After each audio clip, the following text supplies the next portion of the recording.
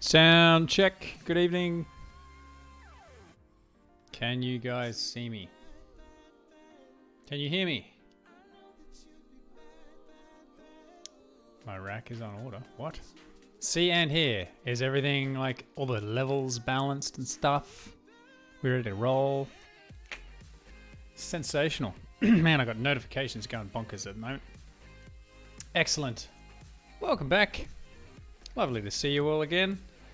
I tell you what, it's been a challenge to try and get 2 streams in a week over the last month or so. Hey, it's been very, very busy. So apologies for not getting on as much as I would like.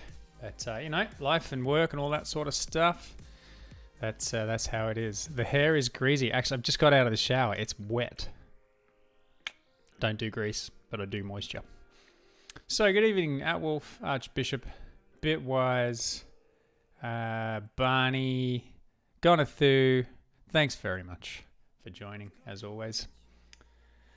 So, where are we? How are you guys doing? Had a good time? Man, Barney, I need to have chats with you, my friend.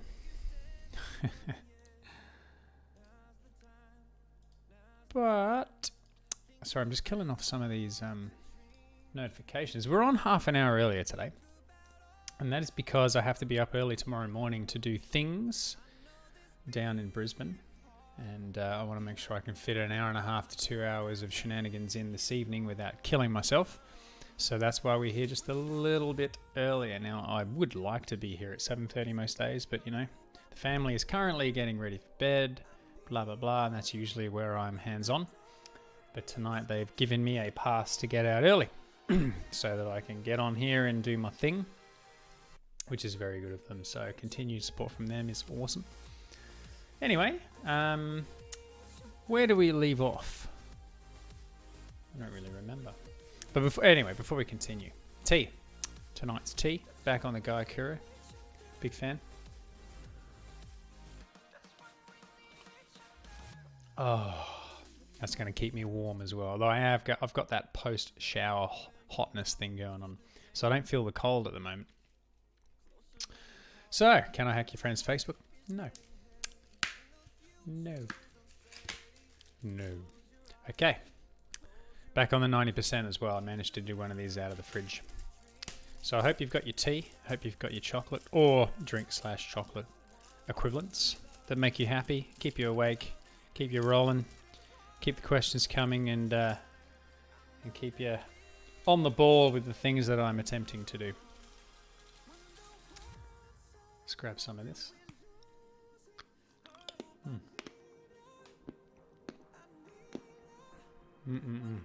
Very good. So good. Righto. Now, a couple of things have changed since the last stream. Number one, my stream deck is working again. If you're wondering what I did to fix it, the answer is nothing. Software sucks. So my Stream Deck's working again, which is good, because all the buttons and stuff are going to behave. Second, I have replaced the padding in my earphones, so now they don't hurt my head.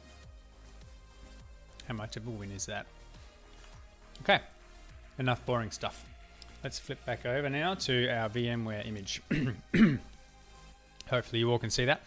So when we left off last, we finished, I think, handling all of the processing of gathering processes off the system and sending that back down to Meterpreter. And if we look back over here at our other VM, you can see we did actually get, from what I can tell, most of it working, or at least working close enough to go, you know what, we're going to finish that off and we're done. Did get me thinking a little bit about a couple of other things, but I'm going to circle around to them at another time. There was actually one thing that came up in here. Have a look at this.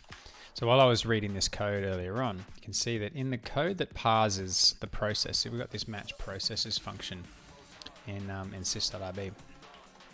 Match processes is called on the result of these puppies here. So what happens is when you call PS, if you specify -h, you get the help and then it bails. And then regardless of the parameters that you give it, you get this. So it calls get processes regardless of the parameters that you give it. And then all of the results come back. So you could have 10,000 processes and you'll get them all every time, even if you filter down to a specific user. Okay.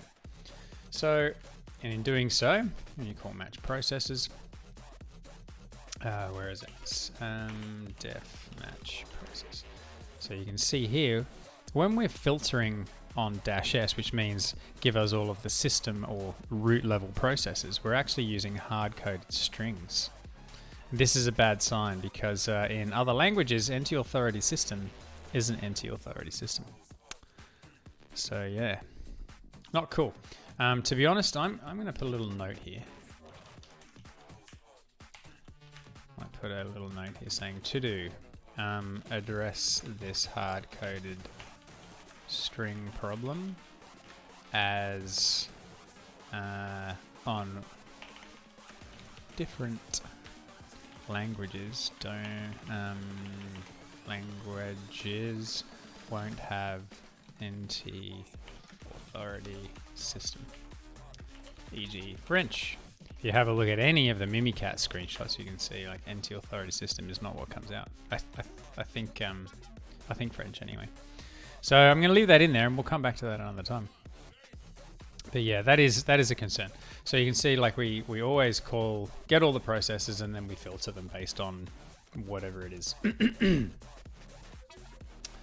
Now,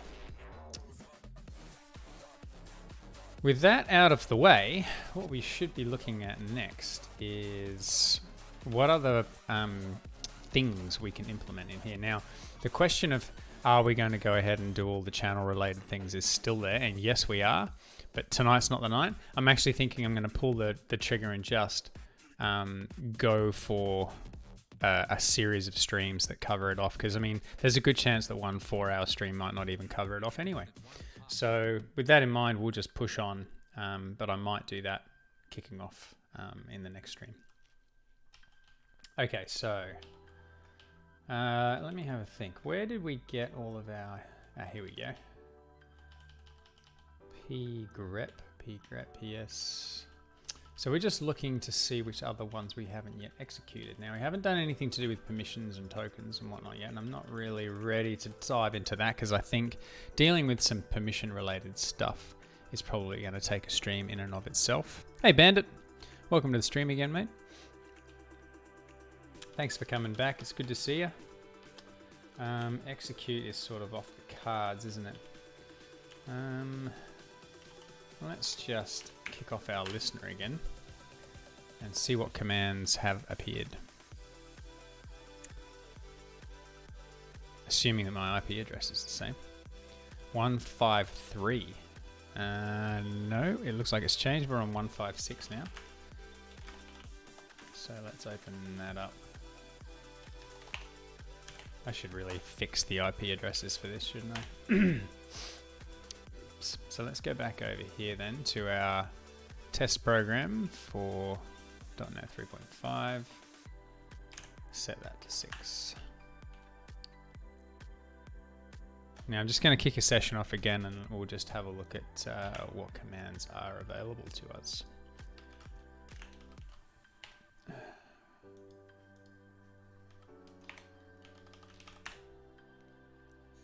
Okay. Right. So these are the ones we've covered. We actually have the ability now to pkill, pgrep, and kill. Pkill actually works based on like just giving a process name and it'll terminate. But behind the scenes, it's using both kill and ps in order to do its thing. Now this one's interesting here, isn't it? Play an audio file on the target system. Nothing's written to disk. Well, I for one have not implemented this command. So let's have a look at where this comes from. Let's go ag def cmd play. Whereabouts is that? Audio output.rb. Let's just have a quick look at that. Athuli, greetings, play Rick Astley. No. Now check this out. See, we've got this play command. It's saying that we don't actually have any requirements. Now that's, I call shenanigans on that. So when we call client audio output play file, exactly where does that live? Def play file. So I'm going to open both of these this time. Play file. Ooh, look at this. It's creating a channel. A channel of type audio output. So no wonder this doesn't have a requirements on it, because one would assume that if you have the ability to create channels, you can do all the things. There's probably something in here that we should do to say we should also be able to indicate exactly what kind of channels that we support. At which point, you know, we would be able to tell whether a certain command like this is actually viable or not. It's probably something that I should bring up with the crew at some point. So anyway, we will move on from this too, because just create a channel. Yeah. I really should, but I'm really not up for it tonight, and I know I won't get through it. I'm kind of hoping that we can just do some piecemeal stuff tonight, and come back to the channel stuff on a future stream, probably on the next one, because we really do need. We're starting to get limited by it, right? Things like port forwards are channels.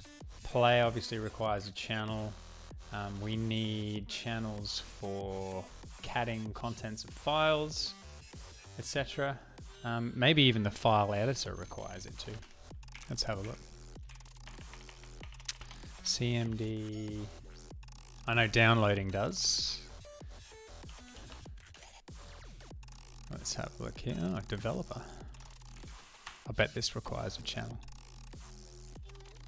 Okay, so where are we?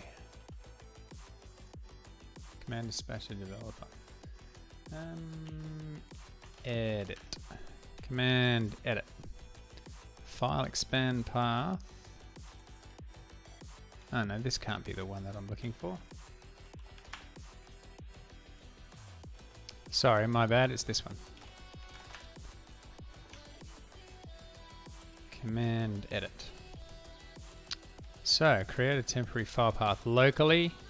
And there you go, download the file, launch the editor, and then when it's done, upload the file. So again, upload and download file, I believe, require channels, which is fine. But we're not going to go there. But what we can do, what can we do here? We can, where are we? File system commands. Okay, so there would be a series of file system commands that allow us to change like remote folder and get the current working folder, that sort of thing. So maybe we need to look at implementing those. Let's go cmd ls. I think this would be the one here. Channels are what exactly? That's actually probably something that I should put in a command in the bot, because that's a good question. I think that will come up a bit more. The answer to that is this.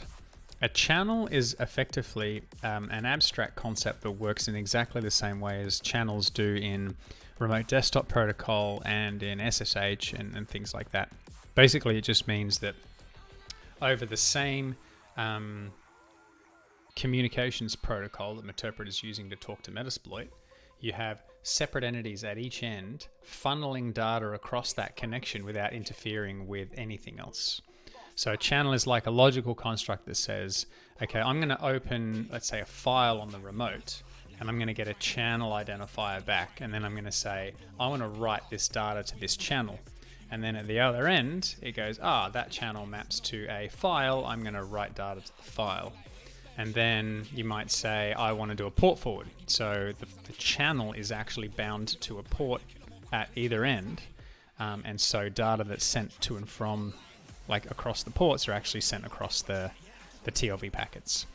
And there are other kinds of channels as well, like the audio stream channel, things like the PowerShell interactive prompt, that's a channel, and executing. So when you execute a process, you actually create a channel, and the results of that channel, of that output, come out through the channel in one direction. And when you want to type input into the process, you type it into the channel of the MSFN. So it's basically a way of just isolating data and binding it to sort of context-specific endpoints at either end. Hopefully that made sense. A little bit of a roundabout description. Okay, command ls. So here we go. There's a couple of file system ones here that we can probably work on. Get working directory. So let's go ag get wd in the lib folder. Okay, here we go. Let's open this one up. Cool. Yeah, no dramas, man. I'm glad that made sense. I felt like I was a little bit all over the place, to be honest. Okay, so we need to do standard API FSLS. Now, I think this is a good one to do. We can start iterating over the file system. The question here is, do we have to handle any crazy options? Let's have a look. Not really. We just give it a TLV type directory path and off we go. Cool. Oh, that's awesome. Well, if you find anything juicy, feel free to drop it in the chat, because other people might find it useful too. Okay, now let's go and have a look at the native implementation of standard API FSLS.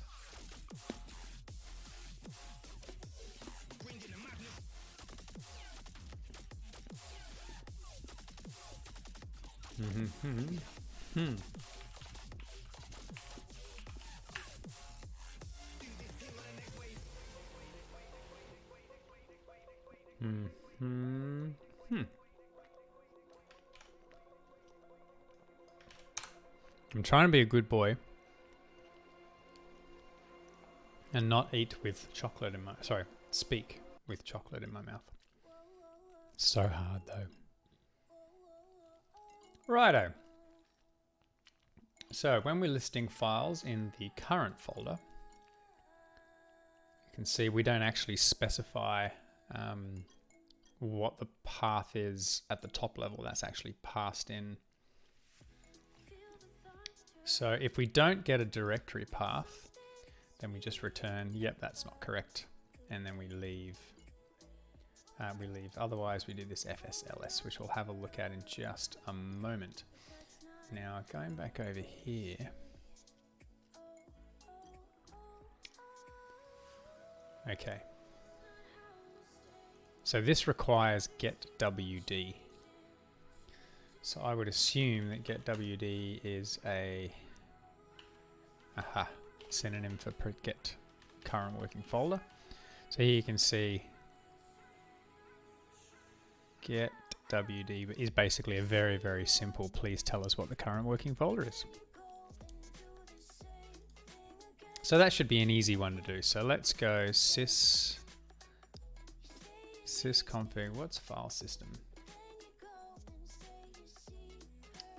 I wonder if we should just put things here in the file system. So we could do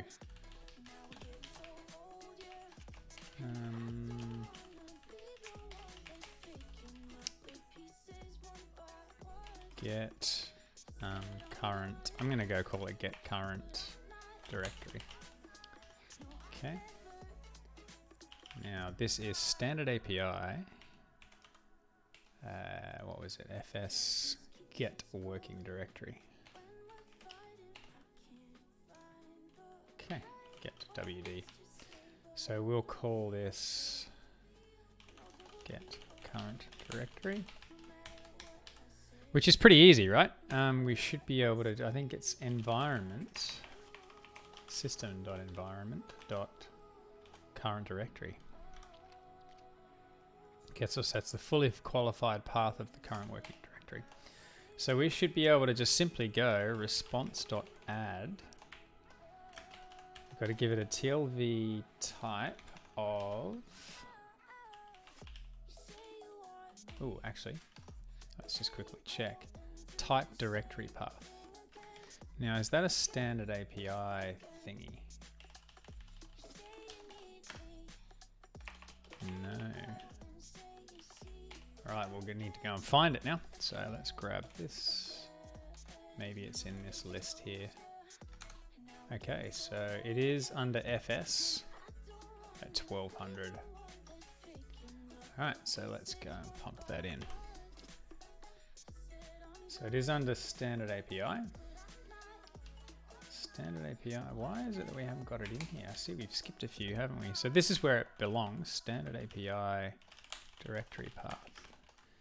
It's a meta type of string, and it's a standard API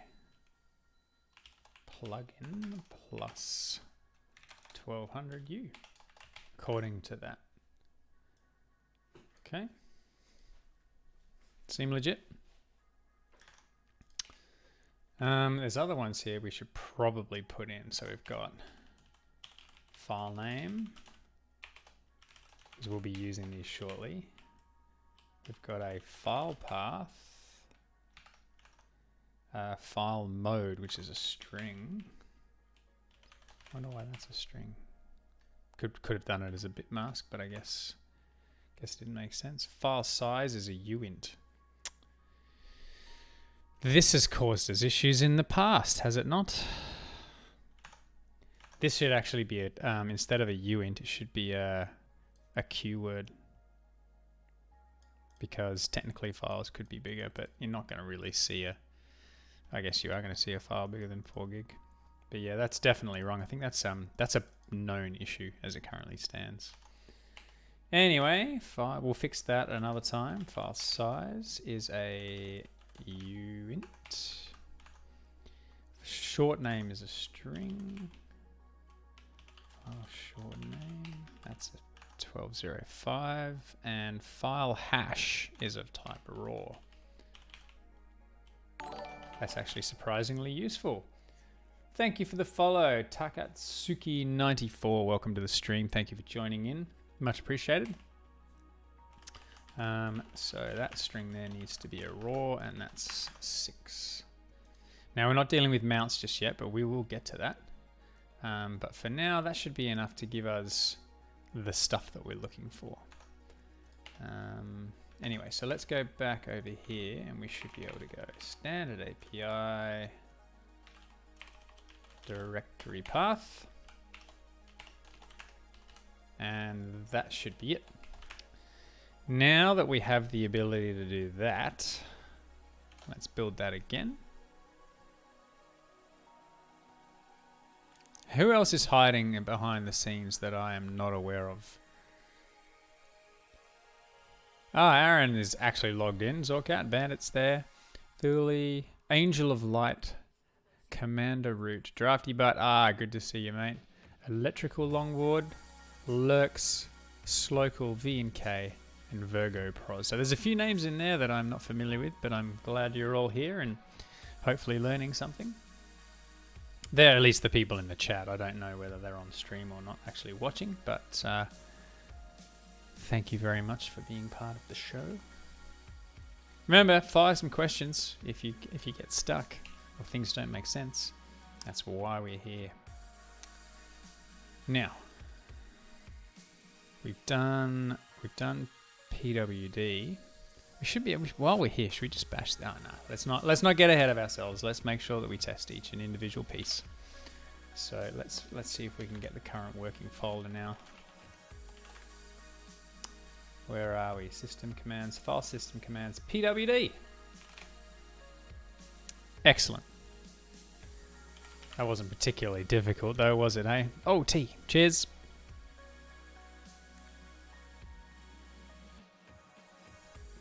Oh yeah, I love that tea.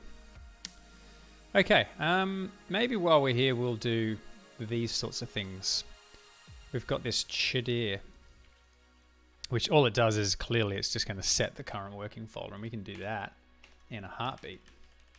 So let's do this. Change that to set. What we want to do is go request TLVs. What I should probably do is put an abstraction on top of the dictionary that will give us like the first entry in our TLV packet list and provide a default if it doesn't exist. That's probably what we should do. Maybe we could provide that abstraction now. So do we have like a dictionary extension? No, we don't. We have another follower, John Lakeman. Thank you, sir. Much appreciated. I'm very grateful for all of the follows. Okay, so let's create a new... We're going to create a new class here, and I'm going to call this... no. Dictionary extensions. Now remember, our TLVs... hang on, where did I get to? Set. I needed to get a set current directory request.tlvs. Now the TLVs, as you can see, are these. Okay. So I'm actually going to hard code this. And this is what we're going to do. So we've got a public static class of dictionary extensions. Maybe what we should call this is a TLV dictionary extensions, because it is kind of specific to the TLVs. And I will rename that accordingly. Excuse me, TLV dictionary extensions. So add proto as a reference. Clear out all the unused stuff. Okay, so public static. What is it that we're going to need to do? We're going to need to provide a value. So we should go public static t get, and we should call it try get value of type t with this dictionary of TLV type, which will require generic collections. It'll require proto. We need the dictionary. We need a TLV type.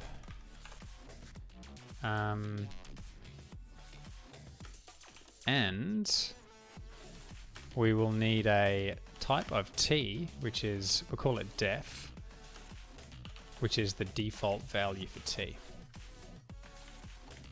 Okay, so what we're going to do, now we know that there are a list of values in here, right? So we want to go var list equals default list of TLV. We just want to have a container, right? And then we can go, this is what we've kind of been littering through the code for a little while, is if dict.try_get_value, and we give it the type, and we go out list. So if we get the list and the list.length or count is greater than 0, then what we want to do is we want to return list 0. We just want to return the first element in the list. Now, the problem that we've got here is that we actually need to be able to, we need to not give it the T. We need to give it the TLV itself, because on top of that, we want to be able to say, get the value out of the TLV. If we try and abstract it to the raw types, then we're going to have to add like 3 or 4 different overloads, like try get value, which means like we'd have to cover complex and groups and all that sort of stuff. So how about instead of type T, we'll just go try get TLV, and we will not have any of that nonsense. So instead, we can just return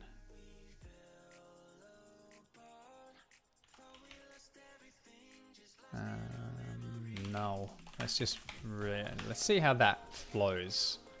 Okay, because what we want to do is be able to go request.tlvs dot try. See, it's try get TLV. There's kind of an implication that there's only one, right? Hey, Mad Robot, welcome. Thank you for coming on. More tea discussion. I approve of that message. So we kind of want to do this. Set current directory, dir tlv equals request.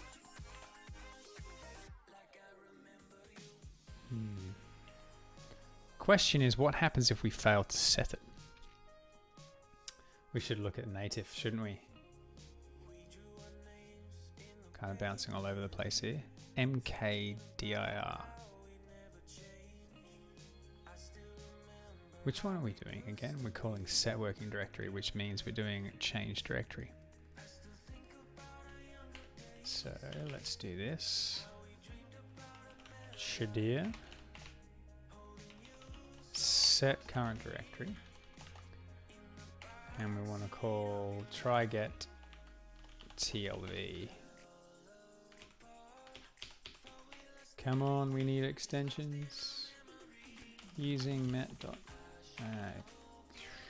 core.extensions.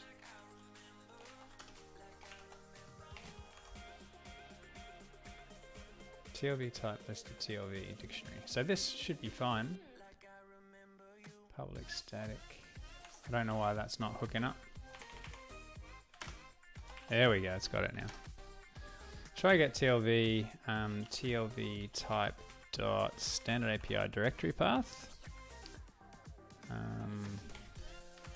Pretty sure that's all we need to give it. And we can say if dir TLV doesn't equal, we should say equals null, then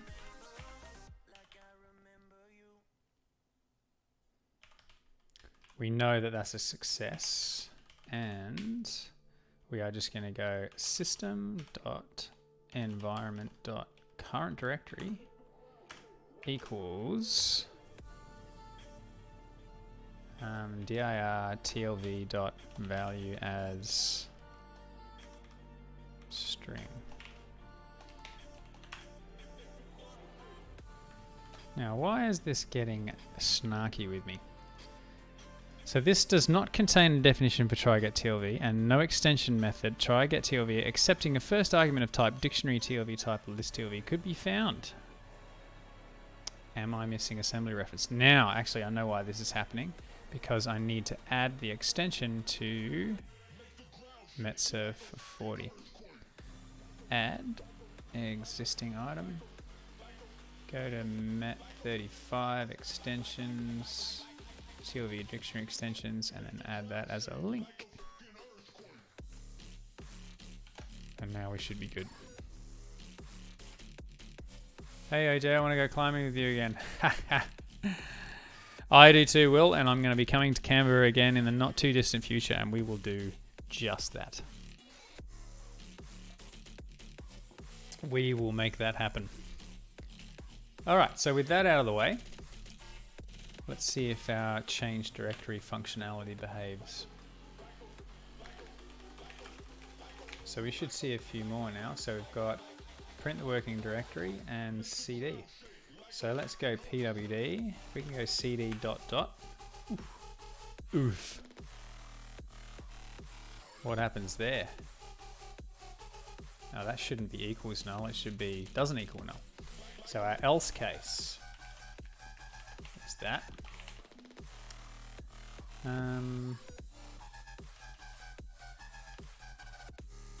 Actually, you know what I should do is this.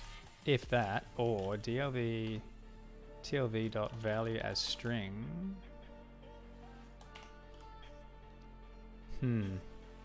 What I want to do is cater for the case where setting the path fails. So we should probably do the exception gobbling thing. But then again, I don't really want to do that either.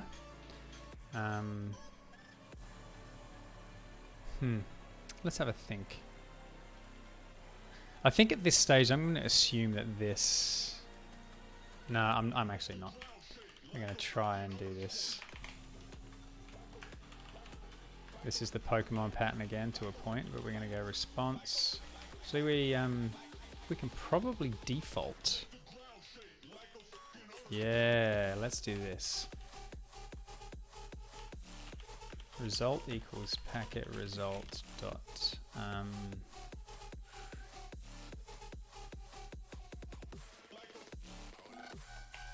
what was the result for this? We saw a couple, didn't we? Invalid parameter.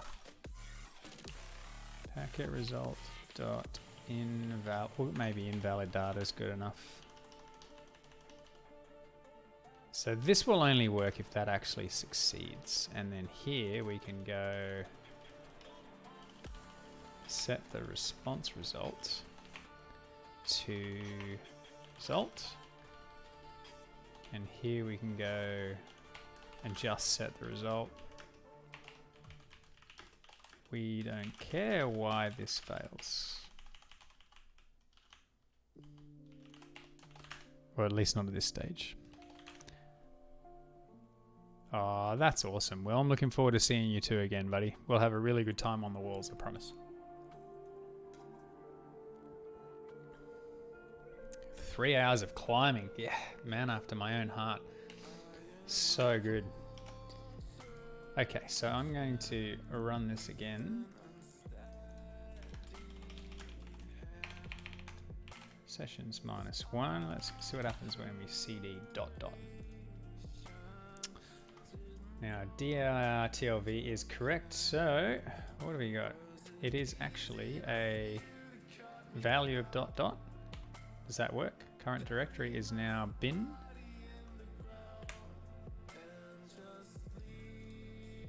Oops. So that run pwd. There you go. Look, it's actually working. Excellent. So we can cd. Actually, you know what we should do is see what happens when we specify an invalid value. Sessions -1 cd something. Operation failed.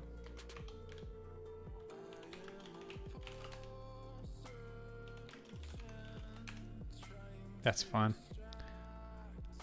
Buongiorno, Rasta Mouse. Good to see you, mate. Okay, so that's change directory. And we've got get working directory. We can... I think what we were looking to do is make a directory now, weren't we? So fsmkdir. Chadir. Mkdir. mkdir. Oops. mkdir. We might do this, copy this one instead, because that one is significantly simpler. We'll call this create directory. Now, we need to basically do the same thing. Here I am copying. I'm effectively copying the wrong one, right? Because we do want to do all of the things that this did. We want to go to directory path, and instead of this, we want to go system.io.directory.create directory. String path. We don't need to worry about those things. So let's go dir tlv dot value as string. Should be that simple, right? Pardon me. How are you, Rasta?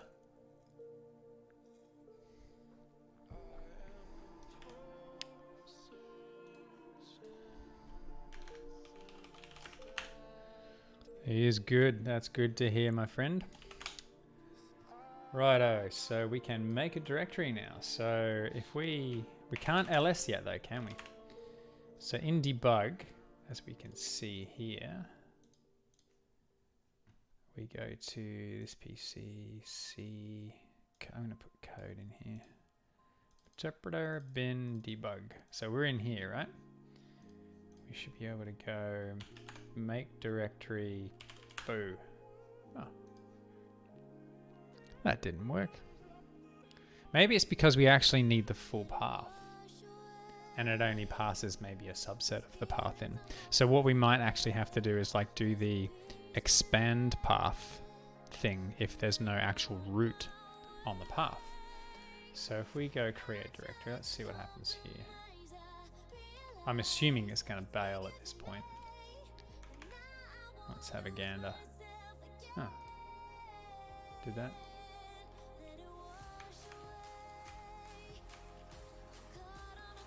Ah, okay, so some other call is being invoked first before you do make directory, really?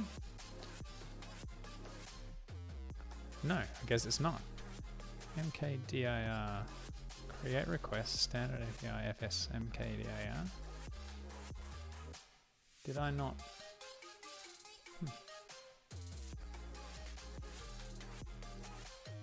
I'm an idiot.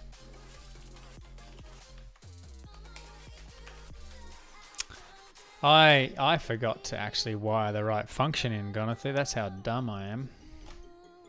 Who can I blame? Should pick someone random to blame. Alright, let's see what happens now. This is probably going to behave a little bit differently. Make dir foo. Creating directory foo. Okay. Did that do it? I don't think it did. Let's see. Okay, so that actually worked apparently. In our current working folder, which is interpreter.net bin debug, or is it? Yeah, it should be in there. Yeah, oh, it's testconsole.net bin debug. Testconsole.net bin debug. Foo. So with that in place now, if I try and do it, oh, I wonder if it already exists. Let's see what happens when it already exists. Isn't that interesting? Like if it doesn't even check to see if it already exists. If it's there, I wonder what the native one does. Let's have a look. Because this is actually quite important, if you ask me. Let's just go and have a look.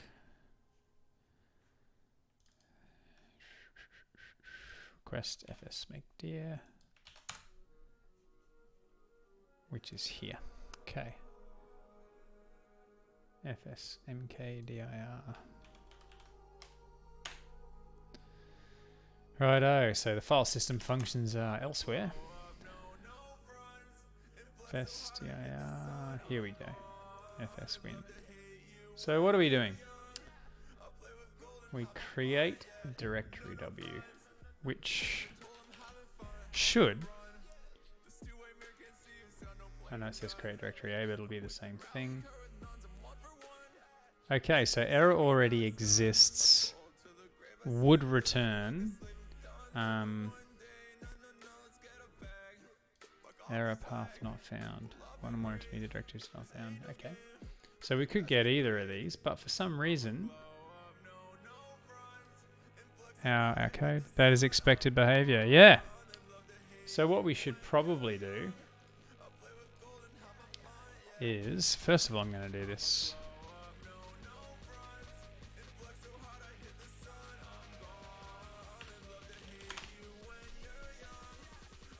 Fine. Error already exists. 183. Thanks, Drafty. I should probably do some checks myself, right? Okay, dir equals dir tlv.value as a string.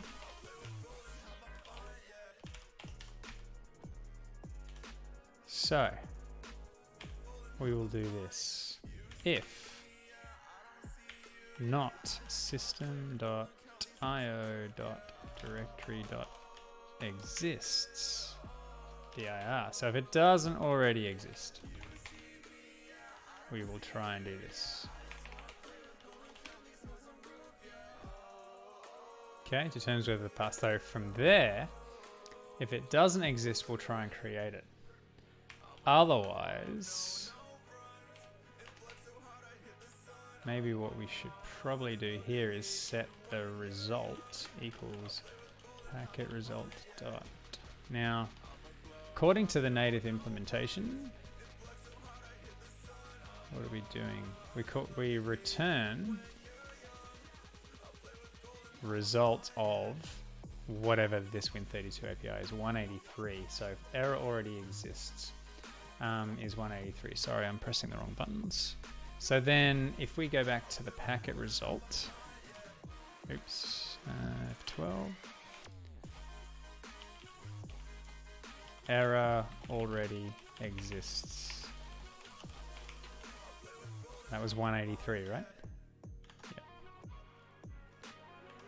183. Okay. So then here we can go result dot error already exists. Now the other one that was mentioned in this documentation was path not found, but I would assume that this would come about if this fails. Sorry, where is it? If our call here fails. So let's try something else.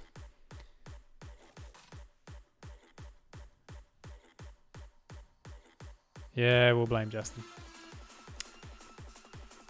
Right, I'm going to kick this off again. What I'm interested in here is, so let's go back in and we'll go make directory foo.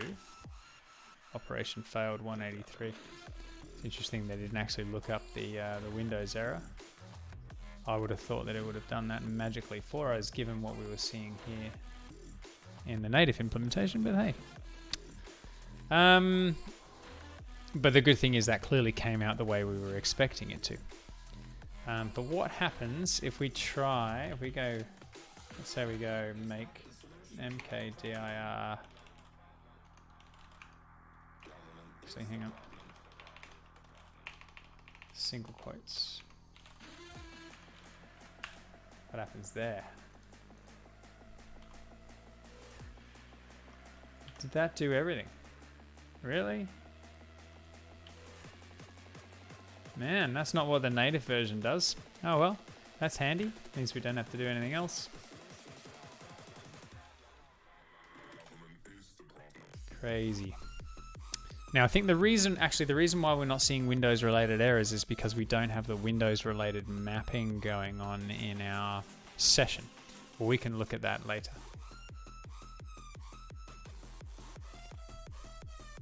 Okay.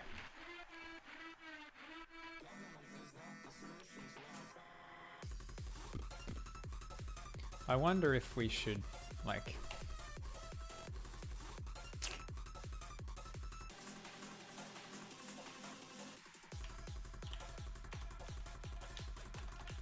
This is so bad, this pattern. I'm thinking of getting rid of it.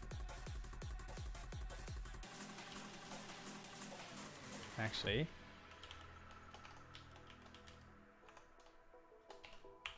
what does that do?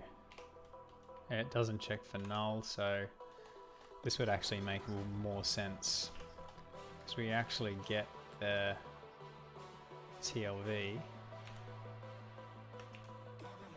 and we can say just do this.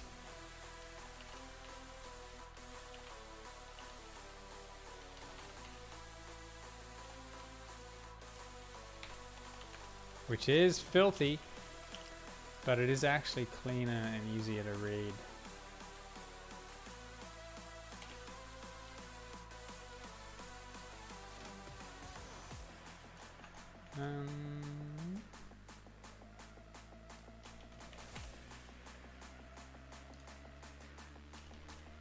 We kind of want to do the same thing here, right?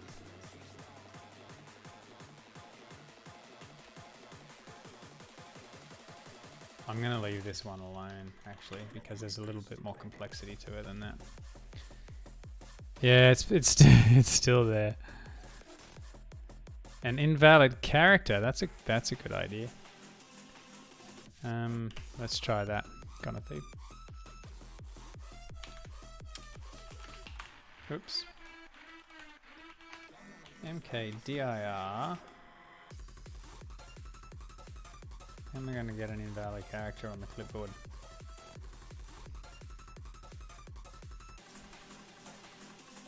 I'll come back to that.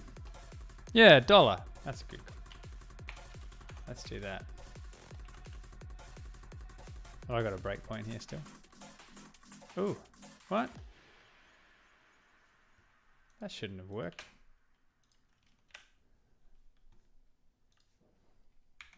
Let's try a few. Can't put forward slashes in. Can we put ampersands in? What else does it not like? Con. Doesn't like con, does it? There we go.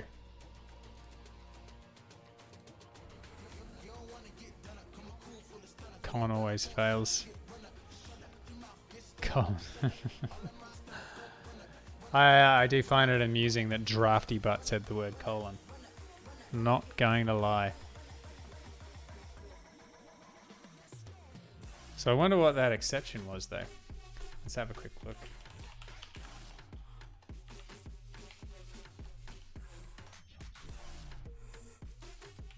Yes, we know. How do you mean? Oh, you gotta go system. Yeah.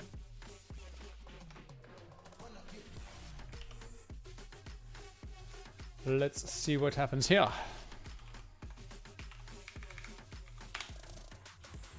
Failed. Number 13. Ah, hang on.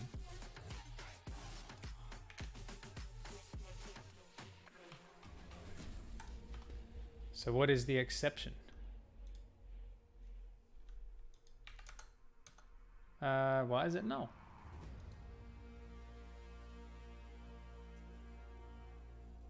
That's really weird. What?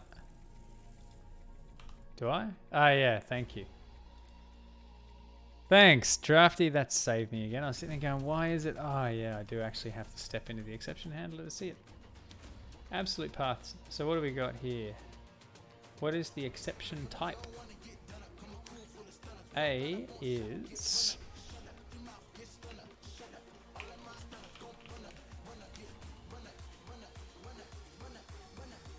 It is a system.argument exception. That would actually make sense. Now, if the argument exception, I mean, at the end of the day, there's probably not much else that we can do, so we should just return invalid data. But then again, we might want to put down an invalid argument as per the API.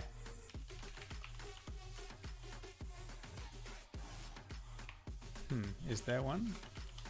Bad arguments. 160. Let's put that in. Result equals packet results dot bad arguments. And that is our 160. 160U. Actually, you know what? This invalid data should be that.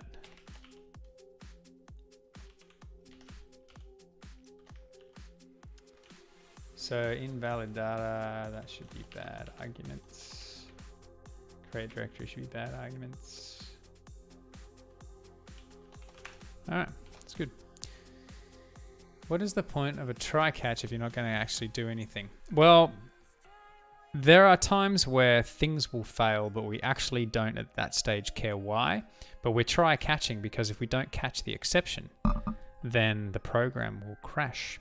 And we don't want our Meterpreter session to die.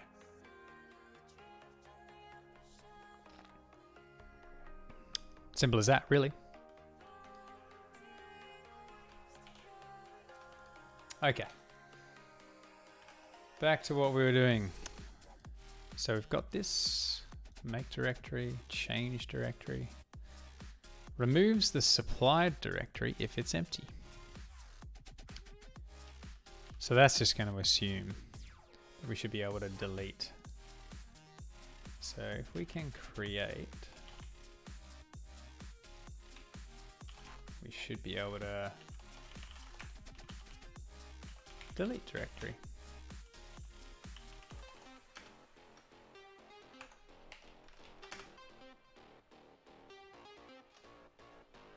Deleting should be just as easy, right? Question is, what is the delete dir? The consistency here is nuts, isn't it? Delete directory.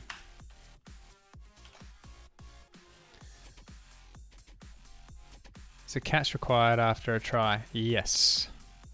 Well, actually, I think you can probably go try finally, but you can't do a try without a catch. So if we get rid of this, expected catch or finally, see that? So you can go finally do a thing, but that won't actually catch the exception. That will bubble the exception up. Okay, so the finally is obviously making sure that some code runs regardless of whether an exception is thrown or not. But we do actually want the catch because we don't want the exception to bubble its way up effectively. So let's try deleting folders now.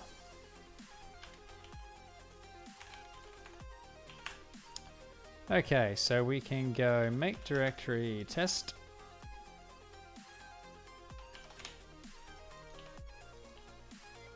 Make sure that that works. Okay, test is there.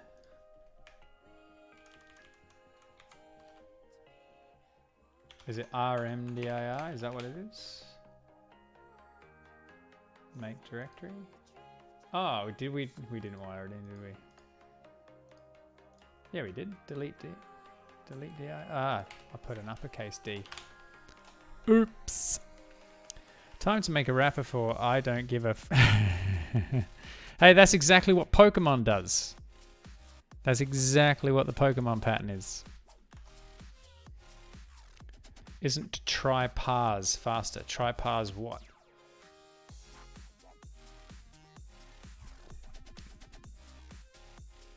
So yeah, well, the Pokemon pattern which we did here is basically the I don't give a pattern. So what I'm saying is wrap this action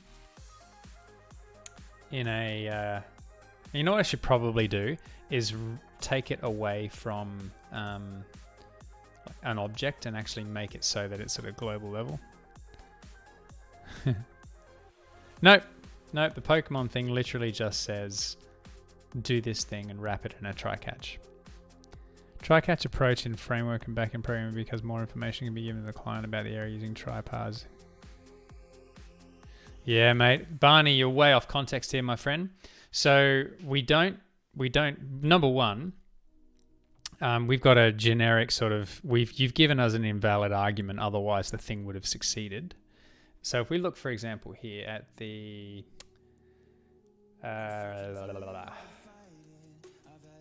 we should probably even do it here, to be honest. let's look at the create directory. So if you can create a directory, then if the directory doesn't exist, then we're returning already exists. If this results in an error, then by default, we're going to say you've given us a bad argument. The result of that, like we don't actually care why. We do not want that to bubble up to the surface, and we're not interested at all in parsing the exception itself. So again, we don't have anything to try to parse. We know what the context is, and we just don't care as to why. Hey Lockifer, thanks for joining, mate. Kia ora to you too. Hope things are well with you, mate, in your neck of the woods. So, I mean, what we've got here with this value is string. I mean, if that fails, we will still get bad arguments. So, you know what? We probably don't give a shit there either. We could go through the pain of saying, hey, does this directory exist? But yeah.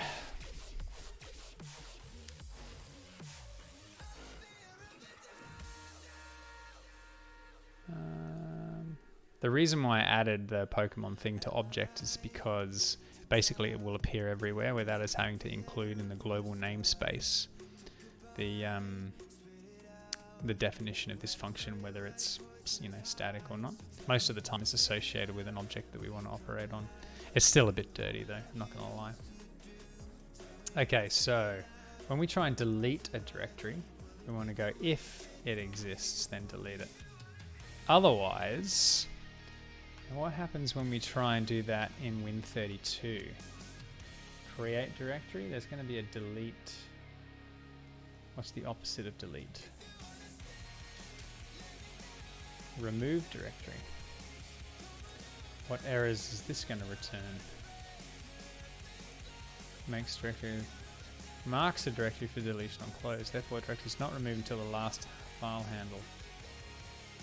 Okay. And that just returns true or false. Isn't that interesting? This API is so inconsistent, isn't it? Oh well. We're not going to do error already exists. We'll probably just leave it as bad argument. We've got nothing else to go on at this stage. Undelete.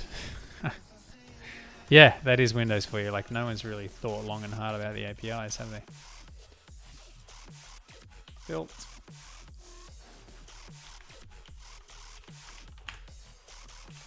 Okay, do we have it now? RMDIR. Okay, so we've already got the, what was it called? We had a foo folder in here, didn't we? Test. So RMDIR removing directory test. And it's gone. What happens when we try again? Operation failed, 160. That'd be the invalid arguments. Okay, well, that's some progress. What else can we do? Let's just have a quick look over here again. Now, change directory, make directory, present working directory, RMDR, unlink. Now, we haven't got downloading in place yet. We'll come back to that. Entries enumerates all of the files and folders in the given directory. Here we go.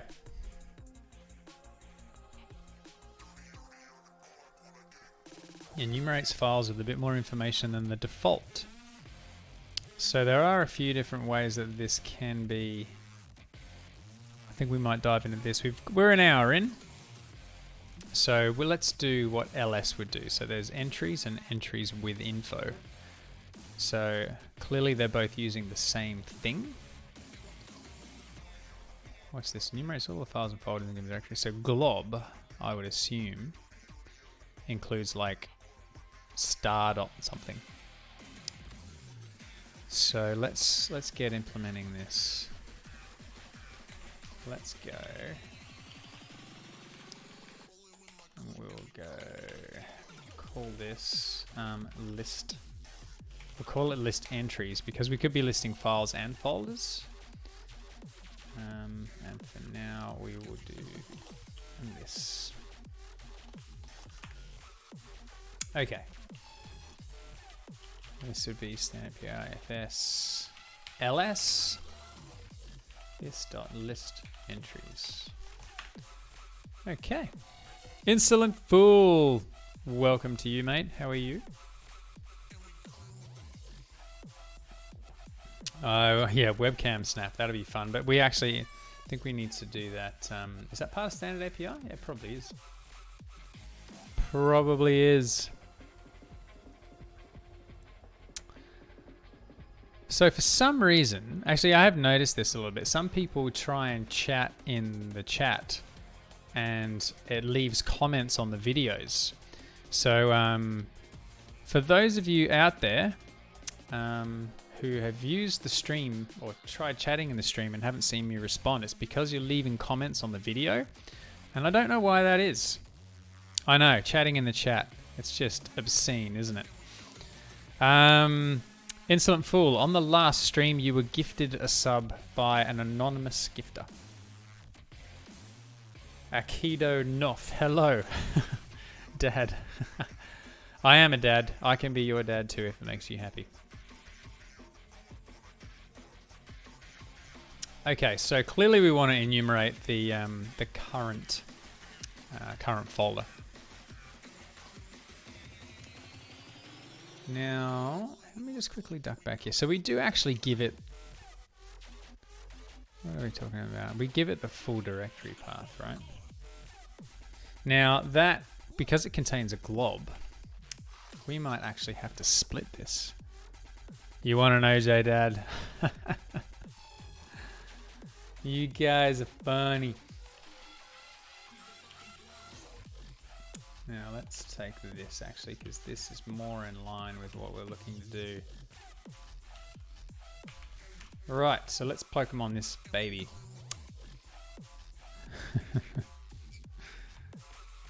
Yeah. Well, so you say, Barney. So you say. But it seems like every time we stream, there's like 5 or 10 anonymous, subs gifted by someone anonymous. I'm listening to the stream while I set up an instructor that totals almost 32 gigs of RAM. Crikey. Crikey. That's a lot.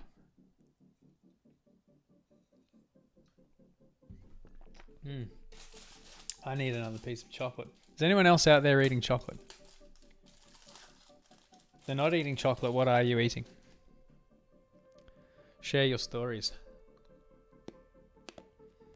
I'm consuming 113 gigabytes of RAM. Okay, so my guess is that you're running Burp, Chrome, or both. There you go, Chrome tabs. 95%. Ooh, yeah, nice. Still haven't got some 95 yet. I need to do that. It's pretty sensational. Righto. SBT. SBT? Yeah, RAM is overrated. SBT. What is this? What is FBT? SBT. System.io.directory.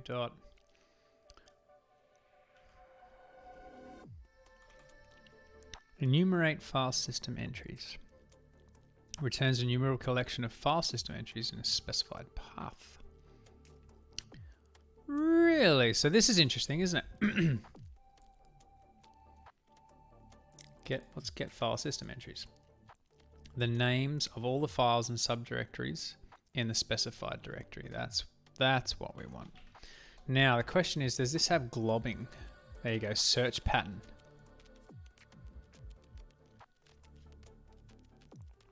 Okay, so we need to somehow detect if there's globs in this, which is pretty awful. I don't consume snacks, they evaporate in my presence. Scala built it. Oh, okay, yeah, nice. I love that when Lint's on special for like $2. Yeah, me too. We stock up on that stuff. All right, so the file system entries returns an array of strings. The thing is, like, if we specify a path, The specified directory. The directory. See, if we want to specify a pattern, then so yeah, TLV dot value as string. So if we want to do a search pattern, the search string to match against the names of files in the past search pattern parameter cannot end in 2 periods or contain 2 periods, followed by blah blah blah. Cannot contain any characters in invalid path characters. Okay, so that is where I think the glob needs to be. The problem is that we get given the glob on the end.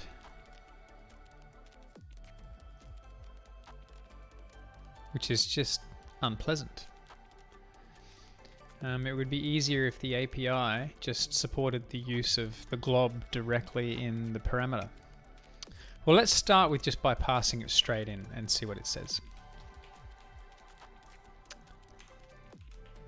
Okay. So we should be able to go for each var entry in. We basically want to do this. Response.add TLV type. What type is it expecting? File name.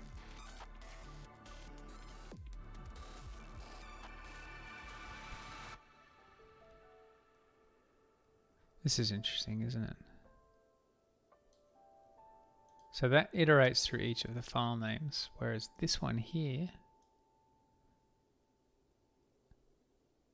it goes through. Okay, right, I see. Oh, yuck. Oh, that's horrible. Let's just start with this one for now, I think. Ah, really? Does this not understand? See, this here is clearly awful, given that it didn't support the notion of groups, which is exactly what this was intended to solve.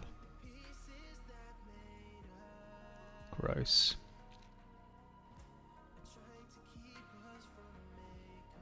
Gross, man. It shouldn't be this hard.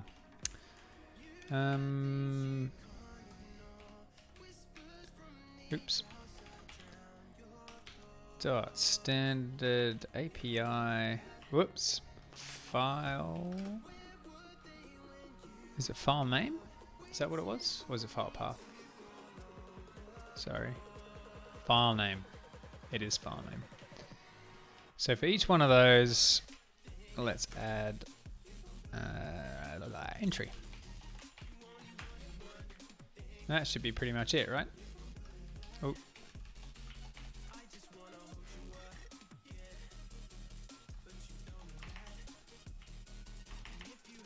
One, two, three. That's where it should be. Yeah, okay, there we go. Global rotten banana. Yeah, tell me about it. This is going to be horrible, I think, implementing this a little bit. So, if we go ls, what do we get? What do you mean unknown? Oh, have we wired it in? I always do this. Standard API FSLS list entries. So why doesn't that like that? It's clearly not in the file system command, so maybe there's another requirement for it. Let's open this one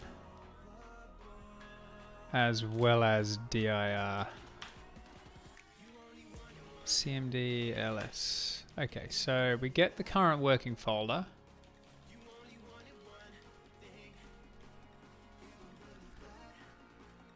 And let's see what happens here. Columns, mode, size, type, last modified. Check session capabilities.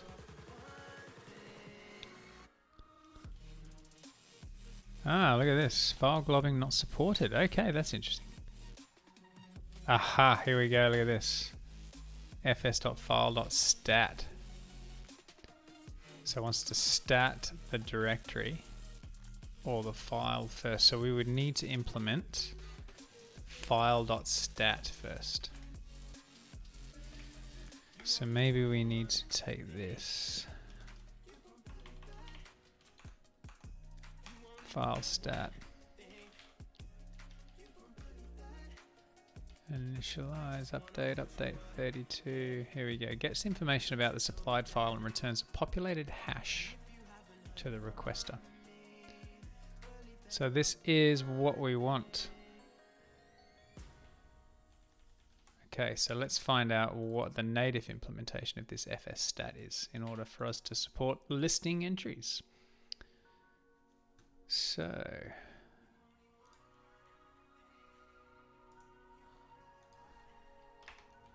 stat. Okay, what does it do? Expands the path and calls stat. So type file path. It's interesting that it refers to file path because it could be a file or a directory. Okay, so let's get working on that one then. Register function fs stat. This dot stat, I guess. Oops.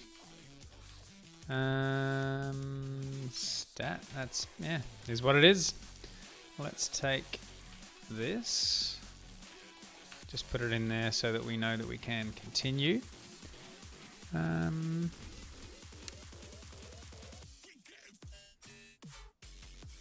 love this, hey, invalid parameter. That should actually be invalid argument or bad argument, not invalid parameter. Either way, we'll just move on for now.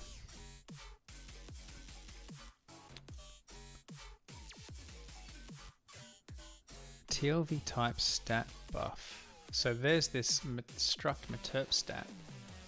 We need to know what that actually is, because according to this,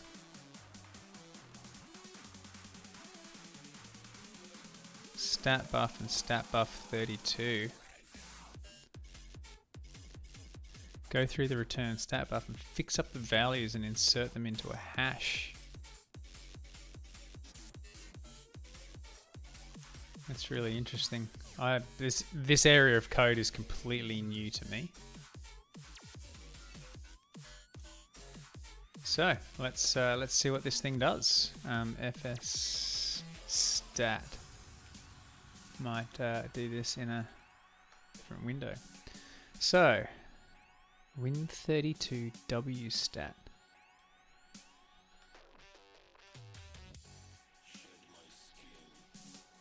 CRT of Windows has a number of flaws. Oh, gotta love this, hey. CRT of Windows has a number of flaws with regards to stat implementation. Timestamps are restricted to second resolution. File modification times suffer. This is based on Python 2 implementation from here. Man.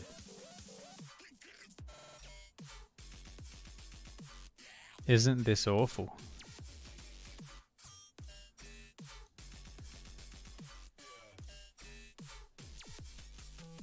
So we're going to need to implement something along this line here, basically to say, when we give you a path, go and get this information out of it. Attribute data to stat. Get file. Oh man, this is horrendous. Yeah, clearly.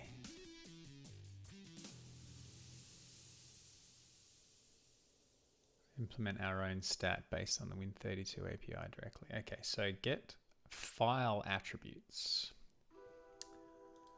Let's have a look at what .NET gives us here. Now, first of all, we're going to need we won't call it dir.tlv, we'll call it the file TLV. And this is going to be a file name according to what we saw.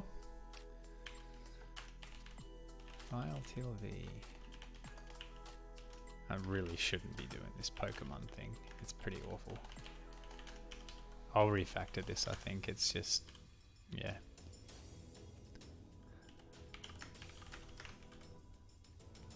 Value as a string.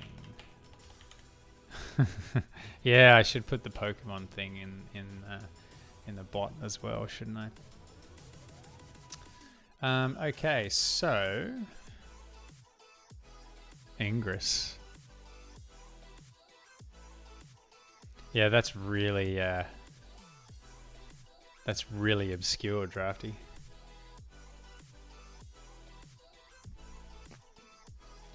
Thought you'd appreciate that, Ruster. All right, so what I'm going to do is I'm going to see what the default .NET stuff gives us as far as stats are concerned for a file.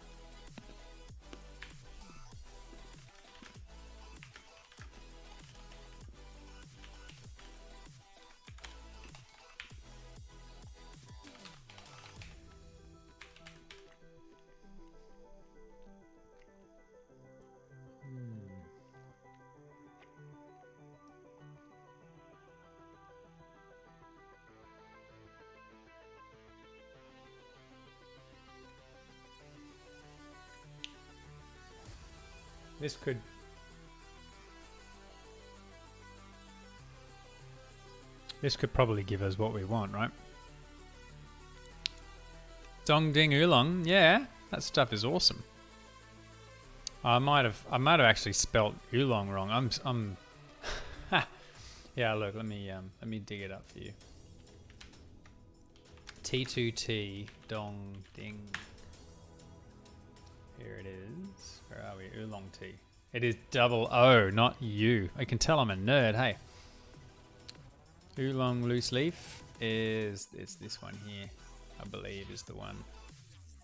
Oh no, that's not it. Here we go, this is the dong ding. This is the stuff I'm talking about. Dong ding oolong. And I'll change it from oolong to oolong. I don't know, but it's really good tea, just so that you know. Righto, so clearly we return like a raw stat back, right? It is just an absolutely, it's just a serialized buffer. So we're gonna have to create our own that maps to this buffer. But what we're looking for here is, what do we need? Result, attribute data to stat. Let's just have a quick squiz at what this does. It's probably in the same file. Okay, so, oh really, wow. Result, st mode, attributes to mode. St size. Yeah, right, okay, so that's a 64-bit int. And then we've got a bunch of file times. Yeah, okay. Well, we can basically do exactly this. But we need...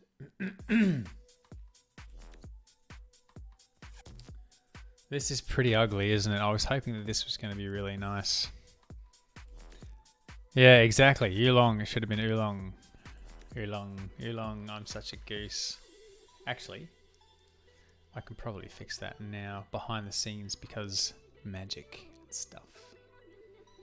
I'm fixing my T command right now, live on stream, because that is how we roll.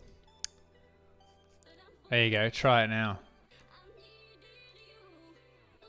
Oola. Oh, yeah, yeah. War of the Worlds. Awesome. There you go. The bot is fixed. Right, now what I need to do is find the definition of this Meterp stat. Let's dig that up.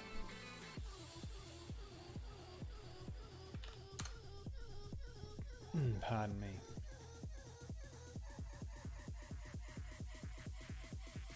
That looks ugly, does it not?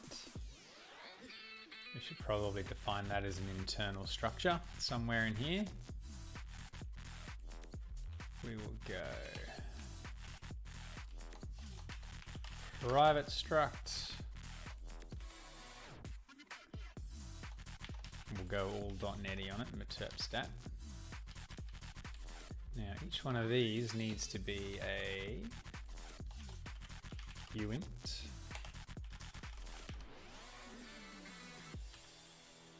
These, now what do these need to be? I think I just need to go uint, oops. Can I go uint 64? Yep. Maybe what I should do for consistency is do this.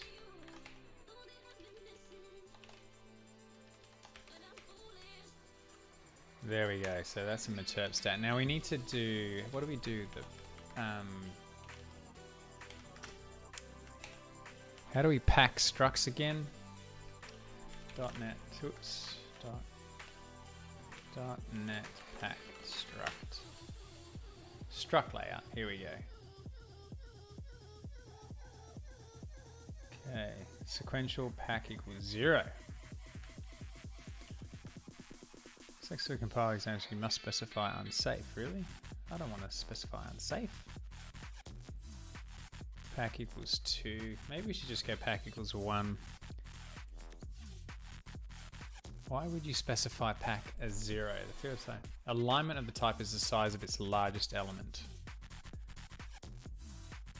Each field must align with fields of its own size. Padding is added between fields to satisfy alignment requirements.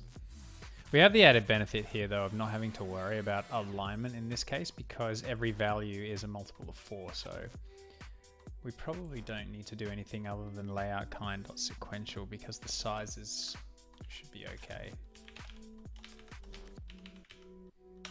We'll add that. And do you reckon I should leave it as, there we go, I think I'll leave it like that. Let's leave it at that for now. Chocolate, no choc. No, you gotta go choc. Just call it choc, because I'm lazy. Chocolate's a long word, too much typing. So just choc should work. There you go. Yeah, there you go, see? How do you like them apples? Okay, so what we want now is I'm just going to call it S equals a new Meterpstat. And we effectively want to map these values over, don't we? We want to go STDEV. We're going to have to go and look at the existing impl to make this magic happen. Now, where was it? Attributes from DIRW, is that what it was? Attribute data to stat. Okay, so size. Let's start with size. That's an easy one. Size equals file info dot. It's got to be a size in here somewhere, right? Length. Length is a long. What happens if we do that?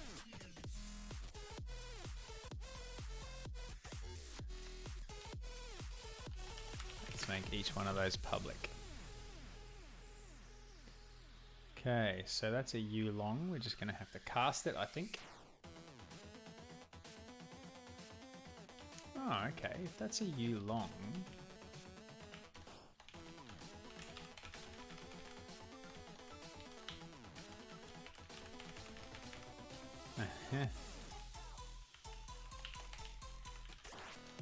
there we go. Have to do some nasty casting. Okay, so that covers size. Mode. We're gonna have to go and look at this mode related stuff. Okay, so all we're doing here is we're saying that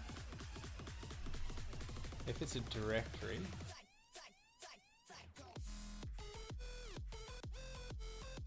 what is this stuff going on here?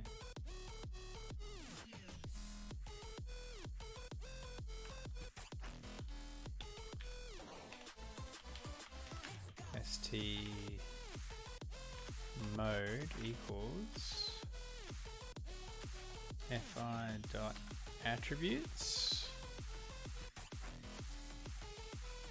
gets assess the current directory or file. That doesn't make any sense to me, that comment. What do the attributes do? Aha. Read only, hidden system directory archive. Okay, so there's some interesting stuff in here. According to this, we want to check if it's a directory and if it's read only. And that's pretty much all we care about, right? So we can probably add a little extension here. We might call this file.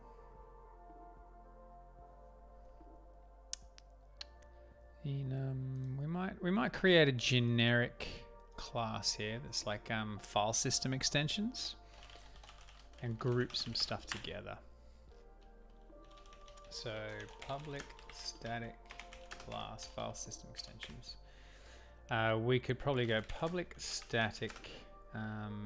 Is it sorry, what type is mode? Mode is uint. To mode this file attributes.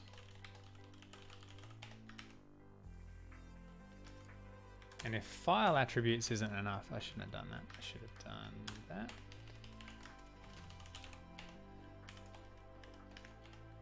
So we can go var mode equals 0u. Okay, so if attrib dot, actually attrib is it's an enumeration, right? I'm guessing it's a set of flags. There's no has, yes there is as a has flag.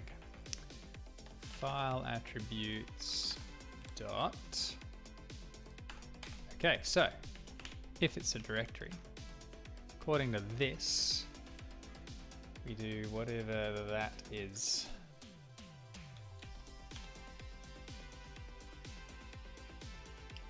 Really, it's a POSIX thing. Well, there it is.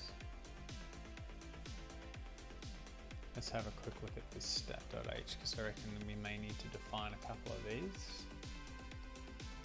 We might even make these private consts. Can we put consts in here? Const. SIFDIR is what we're looking at.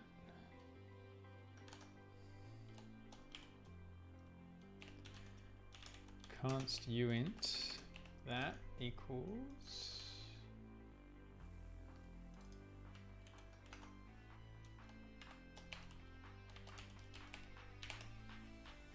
we're probably warned because of the oh no, it's used mode or equals ISFD. Now it also added a hard-coded one, didn't it? Afterwards. IFExec for user group and other. Is there ifexec in here?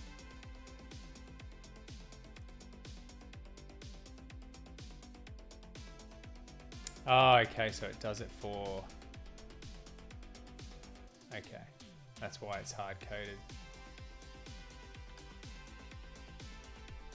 So we'll do that for 111 u. Else, this is pretty tedious, isn't it? It's not going to be a dir, it's going to be, I assume, some other thing. Reg, as in a regular file. Okay, so that's 8,000. ifreg. Man, who would have thought that listing files would have been so painful?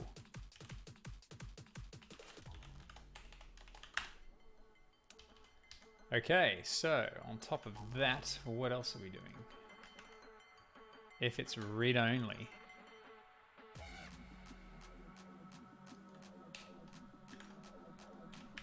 if attrib.hasFlag file attributes dot read only mode or equals, let's be consistent, 0444, else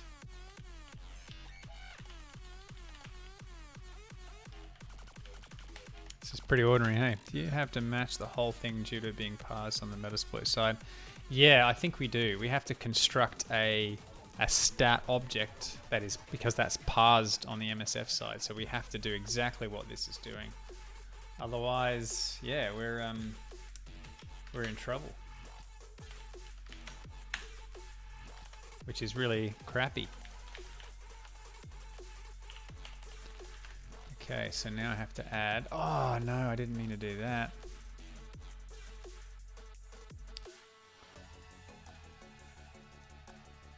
Add class file system extensions.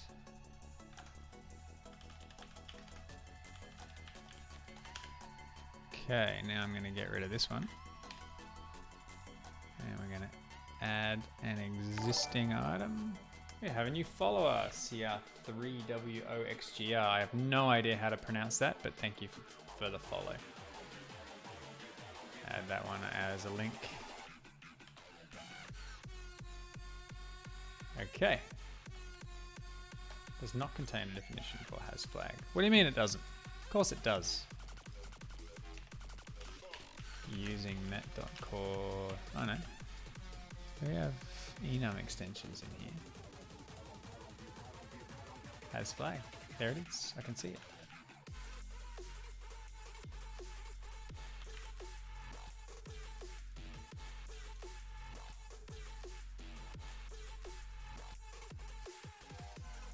Is that because I've added...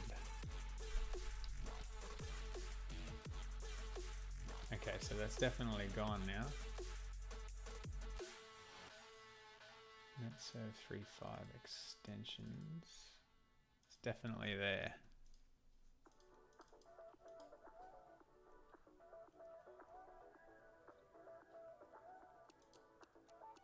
Attrib does not have a definition for has flag.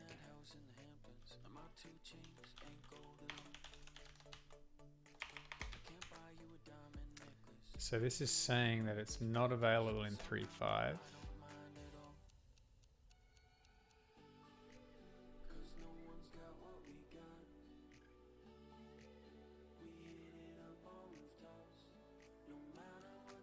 It's available in 4 but not 3. Why is it?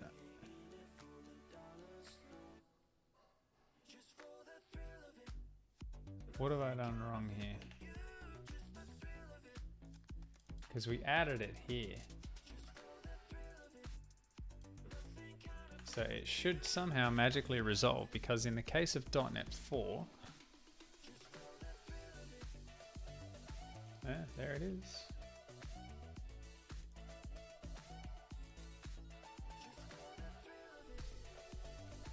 Ah.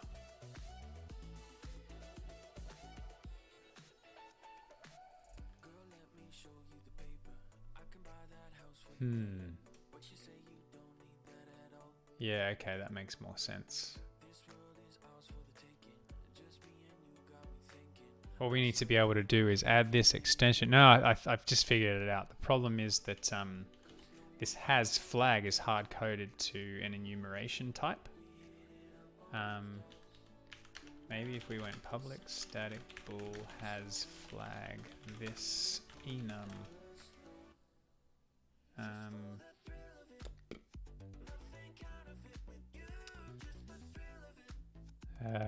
We'll go mask and then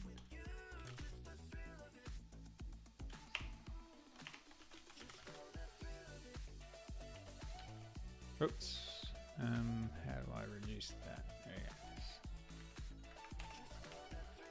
Fat fingering a lot of stuff, aren't I? This should be the mask, and then enum flag.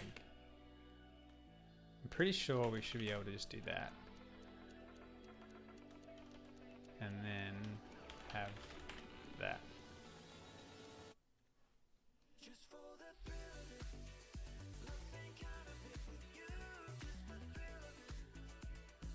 There's got to be a way where we go generic extension method on enum. Oh, look at this. Bool has flagged this enum variable, this enum value. Not as good as .NET 4 version of this function, but should be good enough. enum.isDefine variable to get type value. Far out.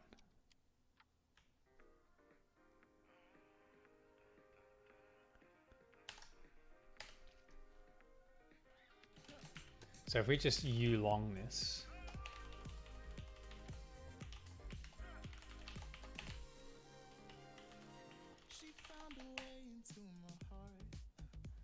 can we do that? Cannot convert system. Ah, so you can't cast, you've got to go convert dot. Okay, so if we do this, convert dot to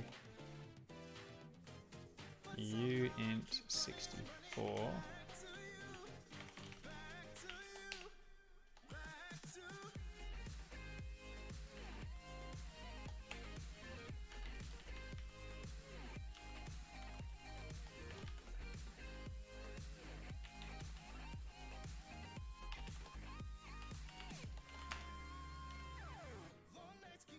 Filthy. What happens if we do that now? It builds. I'm just going to leave that there as a comment. But that should at least solve the problem now. Angry Hamster's back. Welcome again, sir. Hello. Could you please explain the two constants you're using, the associated if statements? They are a bit over my head, or is it just Monday? Ah, in the files. Okay, so these things here. Yes. I assume you've just turned up. So these two constants I have pulled out of this POSIX header file on the internets. These constants map to things that are used by this STAT mode member.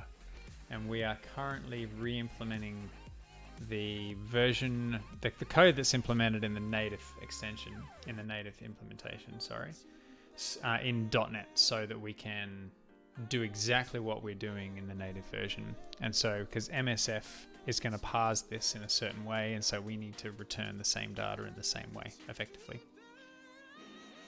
So all they do is they map into the same constants as the native. That's pretty much all they are. Okay, so we're kind of trying to map Windows file system related things to a POSIX file system related thing. Hopefully that makes sense for you, mate. Okay, so going back to, where are we? File system. I don't know why we've got file system feature in there. I forgot about that. Metserv is what I need. No, standard API is what I need. Standard API, file system. Right, so we have the mode and we have the length. What do we need next? So we've done mode. We need size. We did size and mode, sorry. Size and mode are now done. Now we need to do this file time to nsec, creation time. Now this is also defined in here, isn't it?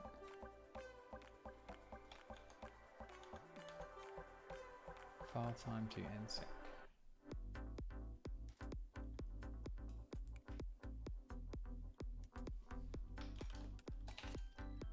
Got to be an implementation of this somewhere. Oh yeah, it's right there, right in front of me. Okay, so what on earth is going on?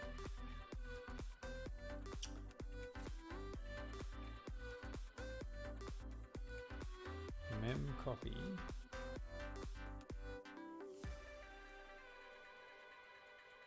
Sheesh. Oh, okay, so that's just doing a straight cast to an int64 of the last creation time. Of the last time. Okay, so let's see what we got here. So fi dot creation time. Okay, that's a date time. Okay, so this should have like Unix related extensions on it already, right?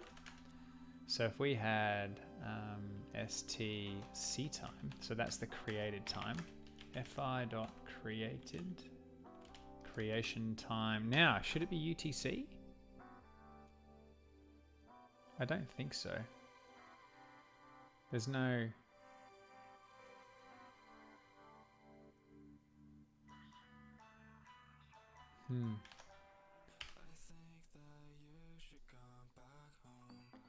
Day, date, hour, kind, milliseconds, seconds, ticks.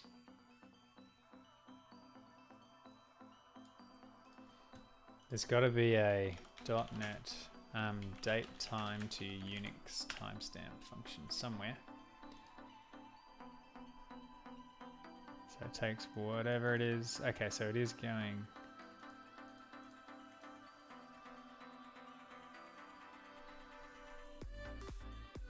Hang on a minute. I only want the number of seconds.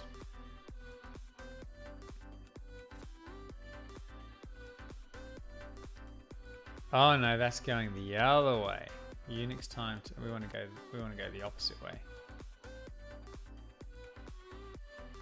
To Unix time seconds from Unix time milliseconds. So there is one already in .NET 4, but there isn't one in .NET 2.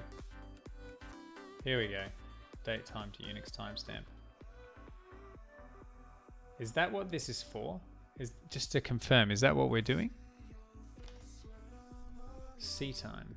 Is that supposed to be giving us a creation time in Unix timestamp land? Is that what that's doing? Someone help confirm. It's nsec. So that means secs between epochs.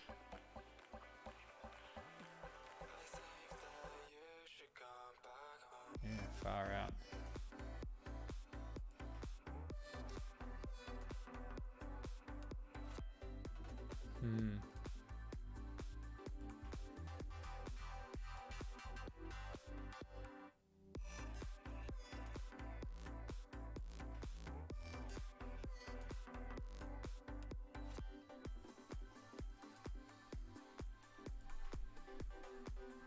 I'm pretty sure that's what that's asking for.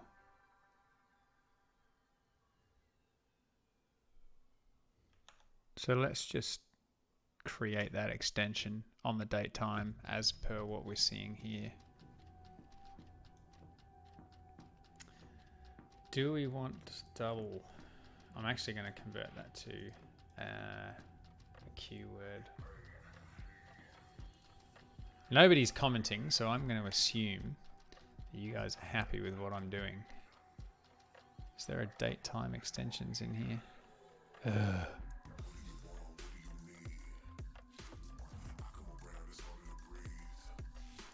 Date time extensions. Oops. Public static. Public. Actually, here we go.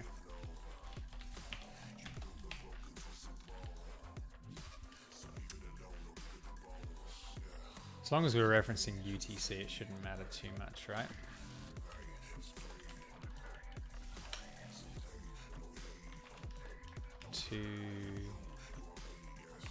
What was it called? Date time to, we'll just go to Unix timestamp. But this time we will have a ulong, and I will cast the result to a ulong.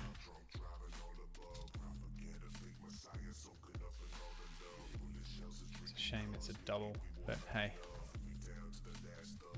Okay, to Unix.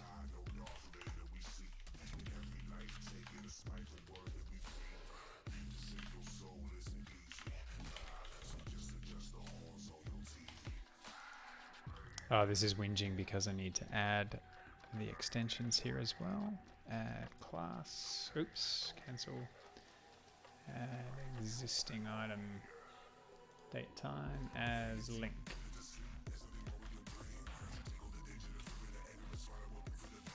To Unix timestamp, and no. Yeah, it is. Come on. Date time, it's right there. And I've got extensions already.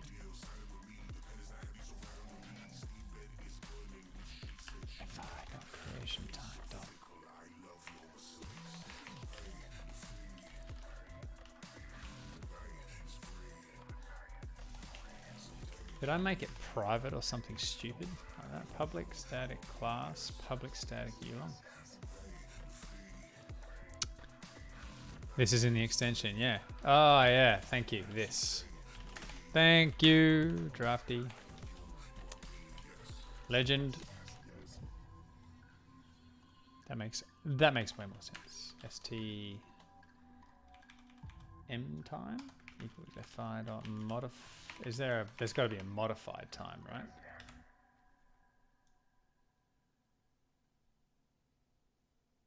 Last write time. Dot to Unix timestamp. And then there's another one, isn't there? A time. What's A time? Accessed to Unix timestamp. Getting there slowly. Is it safe? Safe as in, will it buff? It's not going to buff when you're casting from, say, a double to a uint, because it'll just truncate the bits of the double that it doesn't need. But you know, if you're casting across non-primitive types, it's going to be messy. So yeah, it's certainly safer in .NET to do the casting, because .NET will tell you when you're doing the wrong thing. Okay, so that's useful. We should close some of these things down. I don't think I need that anymore. Add arguments. Oops, keep that one open. Okay, so going back to here.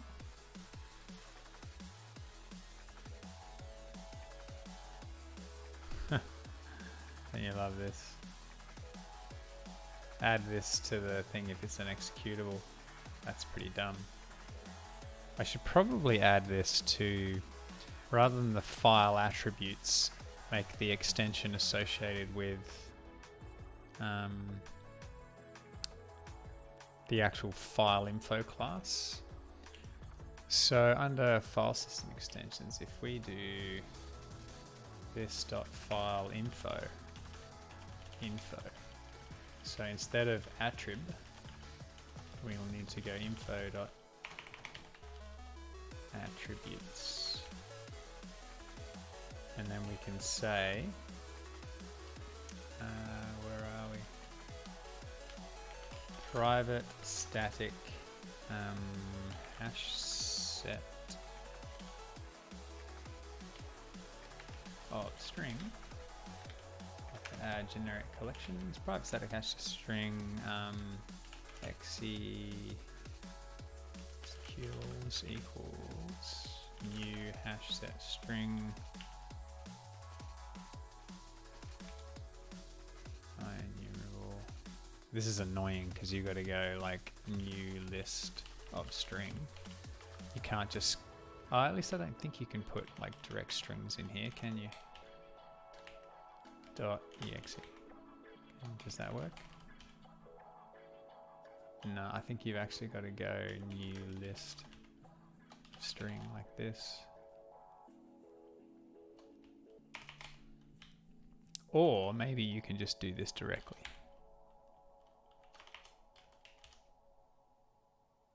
Does that work? Yeah, there we go, that works. Okay, cool. So if it's exe com that, what was the other one that it did? CMD. Okay, the reason why I'm doing that is because we can then say public static bool is executable this. Now we could add it to file info. We could also add it to, I'll leave it on file info for now. We can say return info dot extension dot to lower. Okay, return. We want to put in executables. Got a new follower, Nordwall. Thank you for the follow. Contains dot to lower. Now I'm not sure if the dots are included or not. But we can now go if info.is executable. Then we can go mode or equals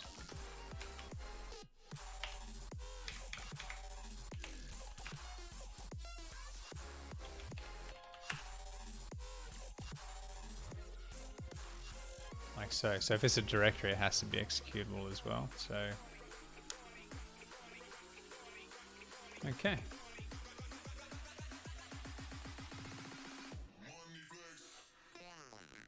Attributes to mode. Oh yeah, so that needs to be just fi to mode. Does that make sense? On a side note, have you seen the article actually advertising the use of Fibonacci hashing versus integer module? No, I know nothing about that at all. PDU. Barney, what do you mean by PDU, mate? Sorry, I'm not that smart.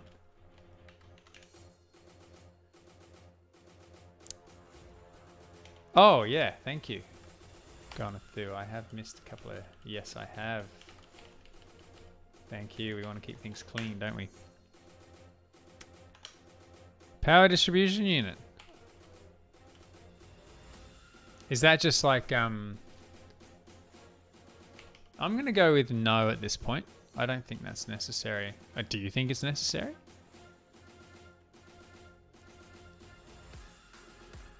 Actually, yes, please. That would be good. Now, what else are we missing? So we've got those.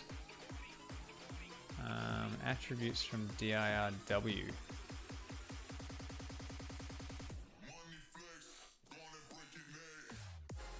So that is file attribute data.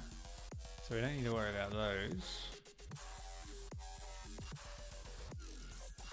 Where are the other bits and pieces being set though?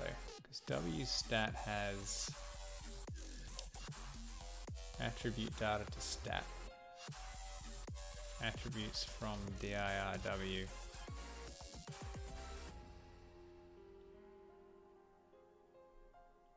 That shouldn't matter. Maybe we actually need to have other stuff. Oh, a YouTube subscriber. Zachary Turner.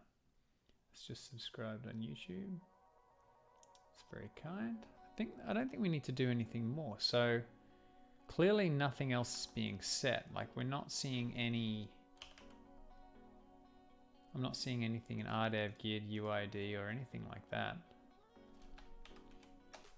But you see now what we need to do is for each one of those files, or for that file, we need to return that in the call, don't we? So we've got this meterp stat and we need to return it as a type stat buff.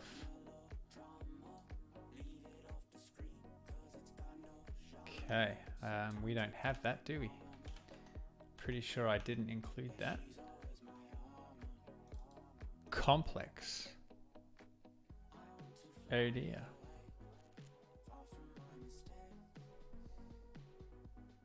Why would it not just be raw?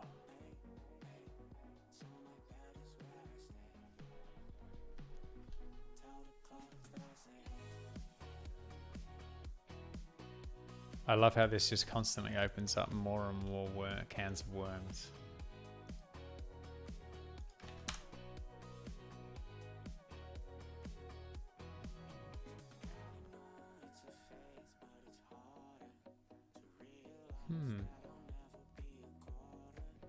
Okay, well, it is what it is. So let's do it.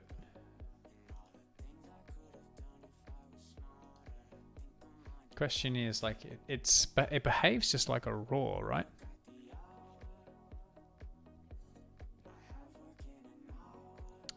Power border sockets with ability environments. I'm going to put it in an environment. Whether it's stable or not remains to be seen.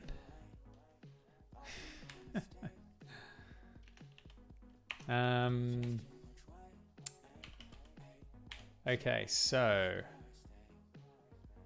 response dot add TLV type dot standard API stat buff.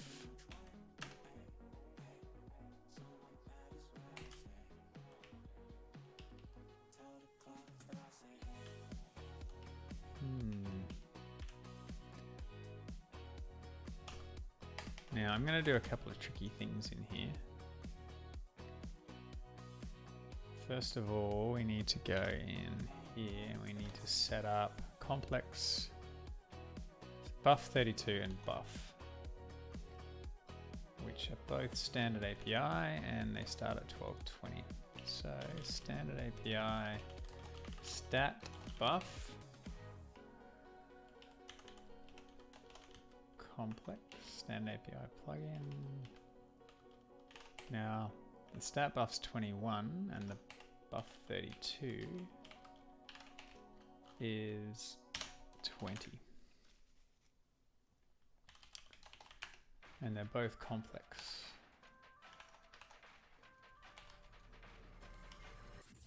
Now the question here is we need to add the ability to add sort of like raw from the perspective of a structure.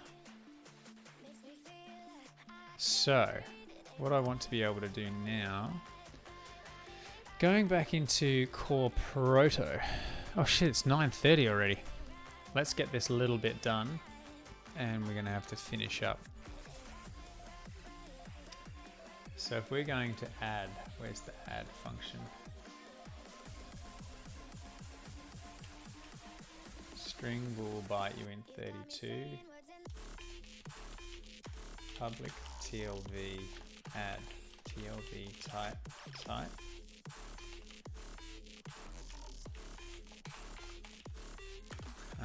T value, where T is a struct. Return this dot add utlv type value. So what we should do is make sure that if, okay, hang on, let's go. Oh, we've got another follower, Kuiper Raw. Thank you for follow. Equals type dot to meta type. If meta doesn't equal raw and meta doesn't equal meta type dot complex,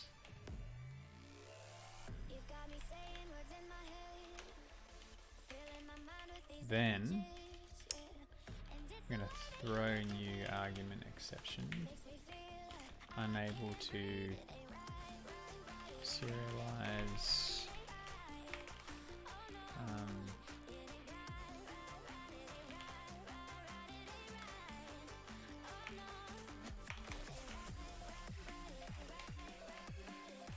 meta.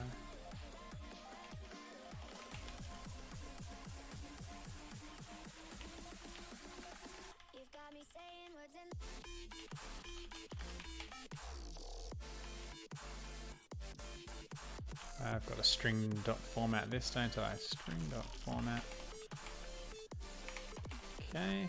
Now, if I add raw, I've got to convert this to an array of bytes. So all we need to do is go .NET serialize, hang on, struct to byte array. It's got to be an easy way of doing that. Marshall. It's got to be a nicer way of doing that.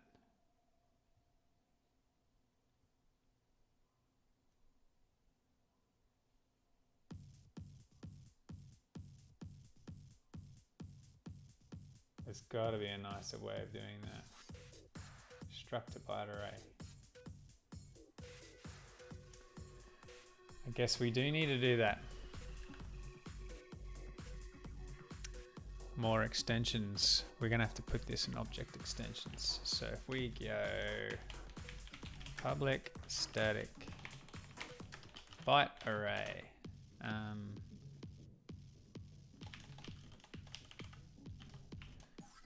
2-byte array T.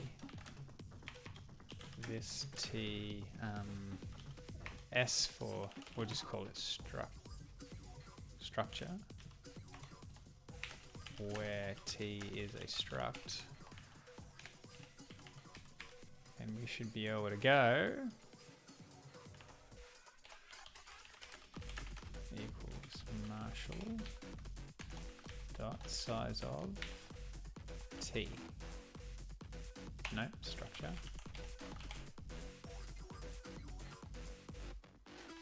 And here go var result equals new byte size. Return the result when we're done.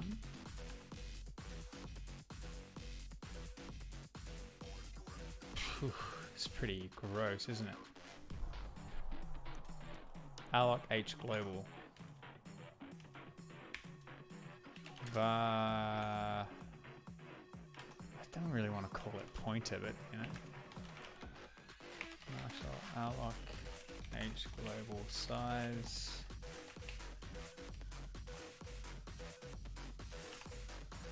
This is just horrendous.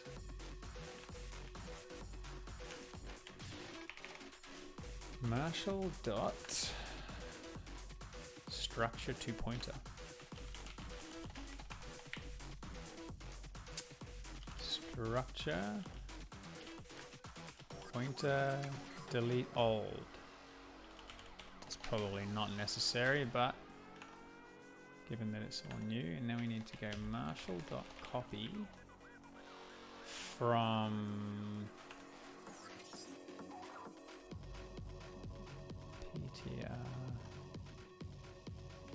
PTR result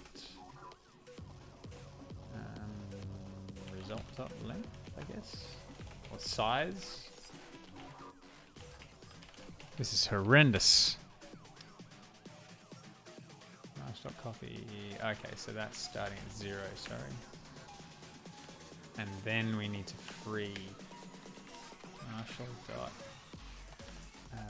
free h PTR.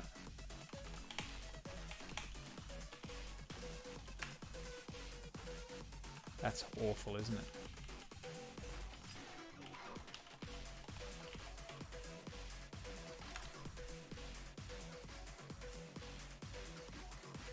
Really don't like that.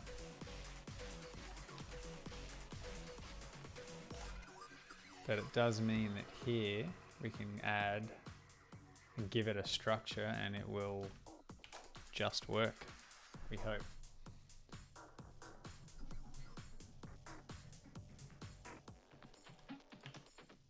So if we've built that and we've got this stat, let's see what happens at this point here when we try and do something with it.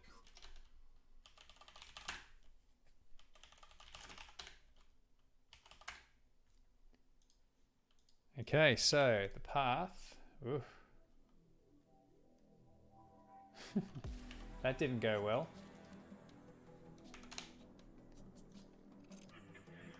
F is null, standard API file name. Let's have a look at what a request looks like. Oh, it doesn't exist in the current context. Great, let's go.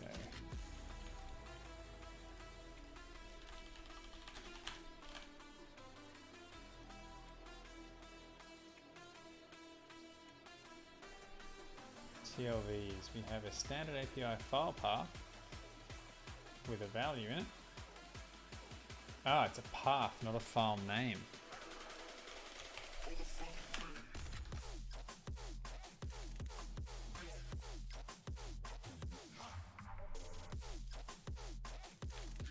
Oops.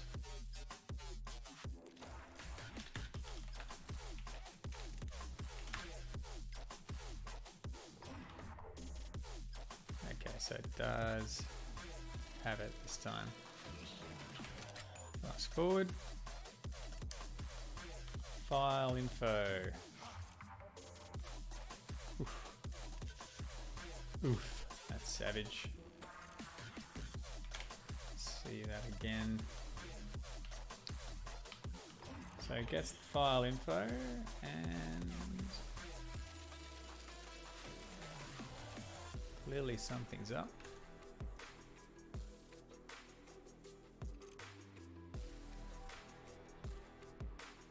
To mode.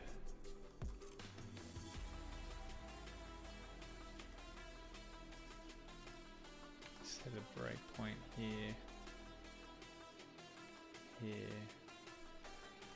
Just want to make sure that we've got all the things that we expect to see.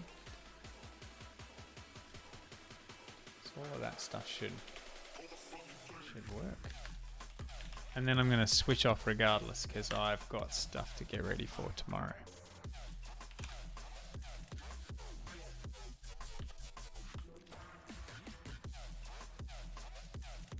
Why is that failing?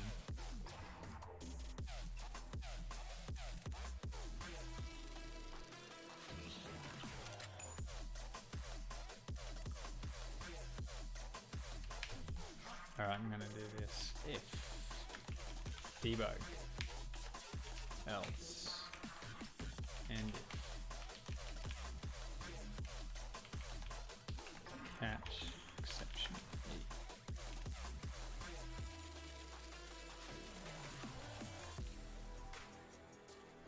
I want to see what the exception is. And we'll do the same thing here.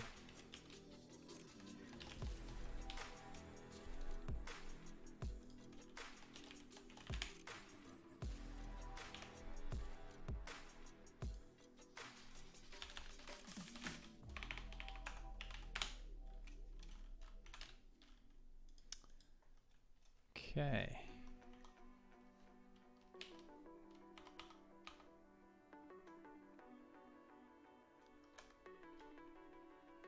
Was built.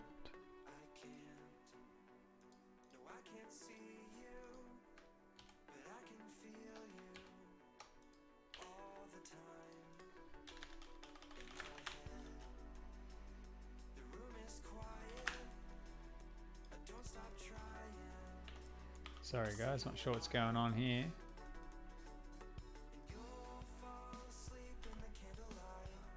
E. What does E look like? Cannot find file. Ah, okay, so file info.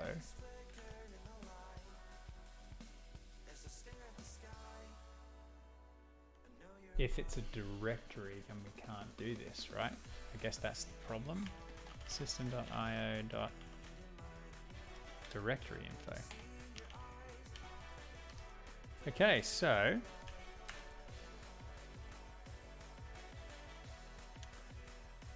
if system.io.directory. Is there a way of checking if something? This is what I don't understand. Like, why should I be able to get file info?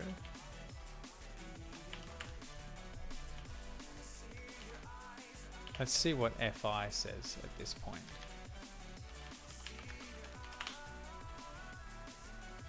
Can I see what FI is? Or is it going to buff at me?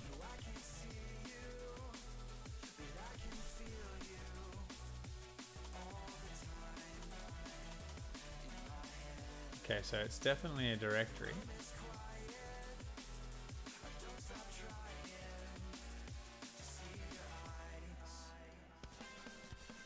I think maybe our extensions are assuming.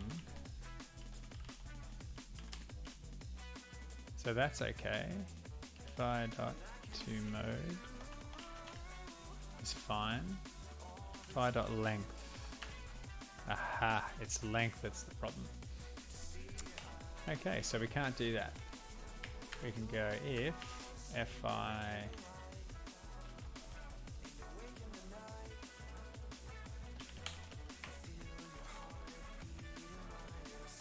yeah, so we don't want. I wish length didn't buff. It should just return 0.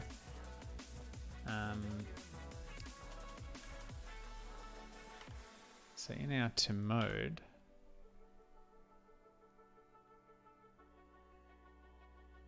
let's do this public static bool is directory. This file info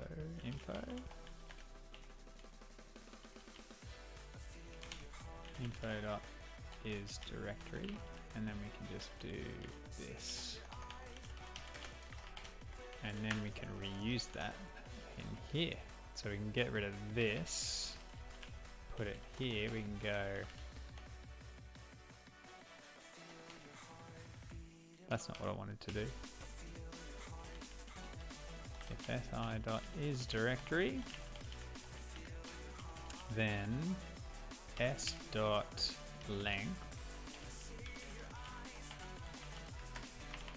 st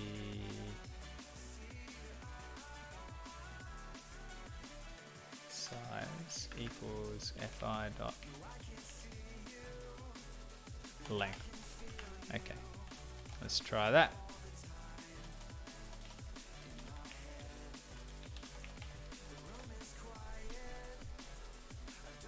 How about that?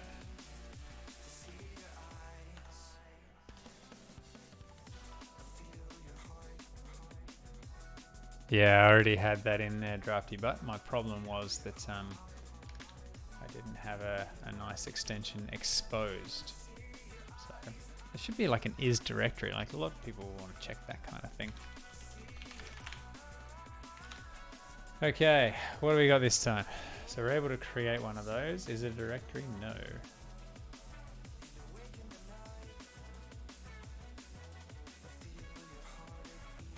Did that work? Oh, failed. Did it?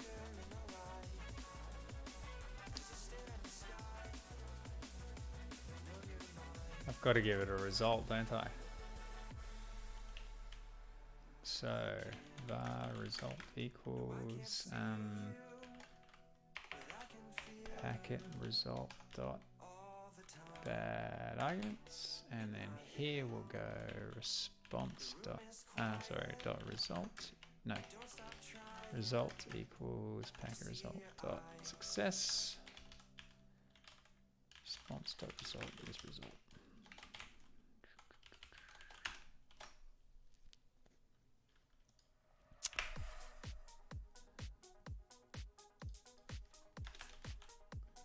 Come on.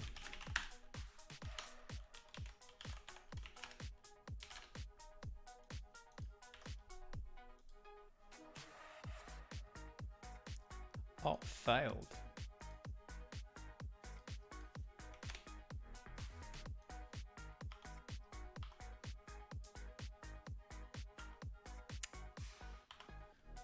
So what do we got here? Expecting meta type raw, but provided type. Really?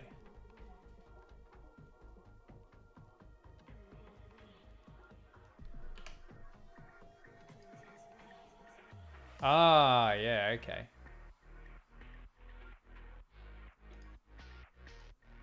That makes sense because in our protocol serializer,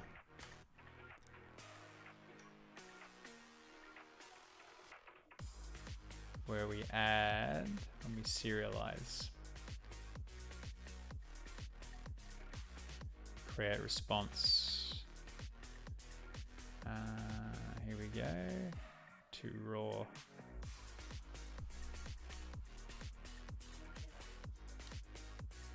Bool uint keyword string raw.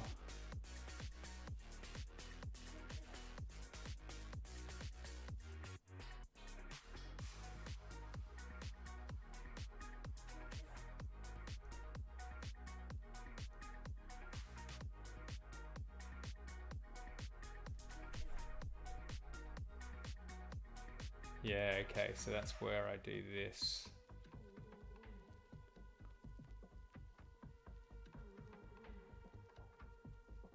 Pretty sure it's this one, right?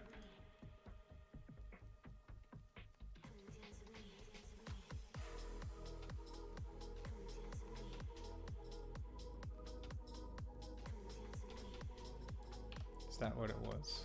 Let's just quickly confirm.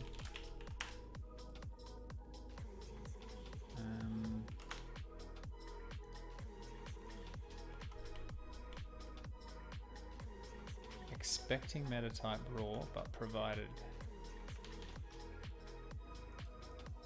Okay.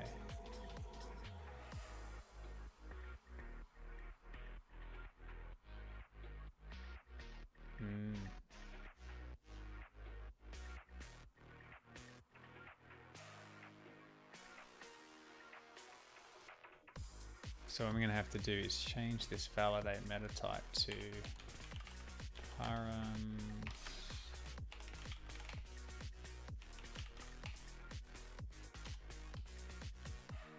So if expected types dot times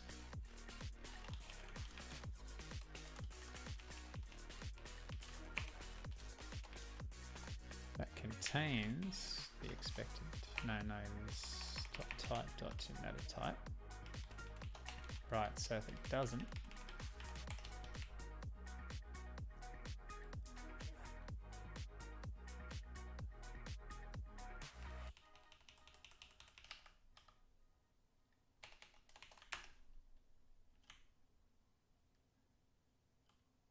let's change this to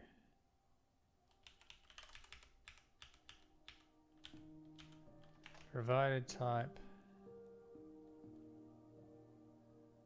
Yeah, no, let's just, I'll leave it like that for now, but I'm assuming that the toString on this will not actually spit out all of the things that we are expecting. That means that in here, when I do value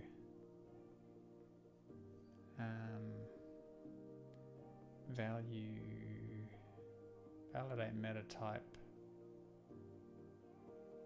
where are we? Not add.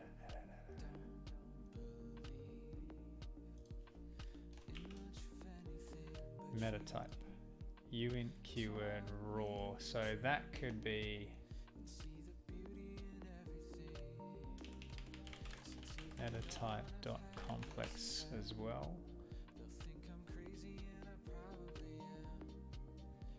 And down here, when we add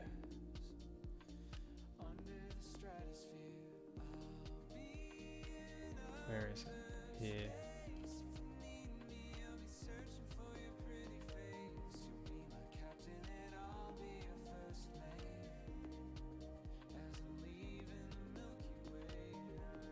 I'm assuming that is enough.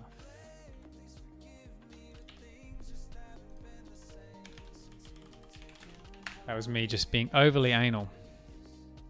Could you change the response type to raw? I think the native one does this as well. That's what we're doing, I believe.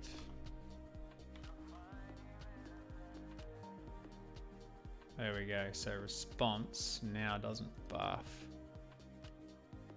Standard API STAT BUF has a value, which is a byte array. Okay, let's just see what that does. Ooh. So complex, it should be the same as raw, I assume.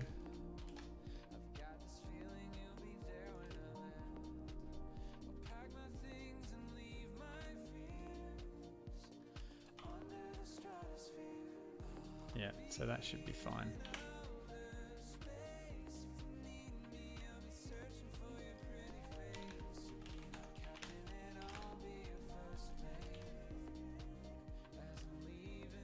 Ooh. Well, something happened. Let's go.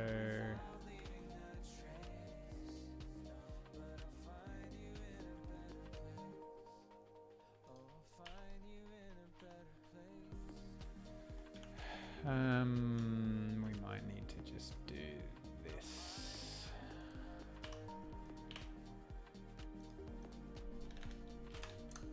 See what the result comes out as.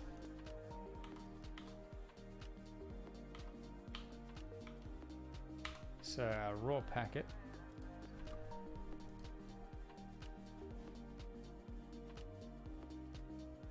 should actually do its thing, right? But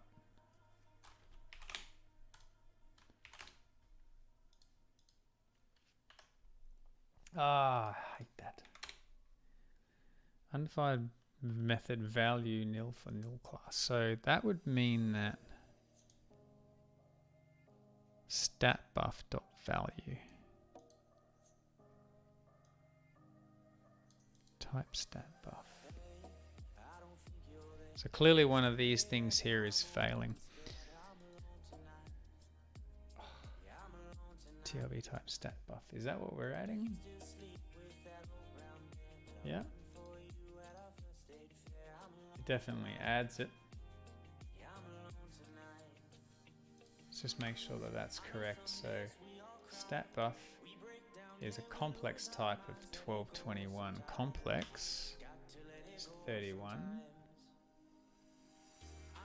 We definitely made sure that that's what we saw here, right?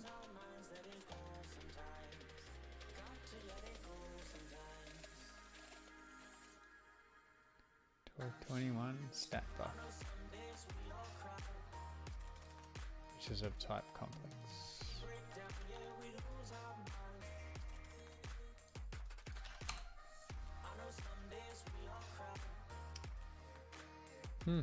Something is going up.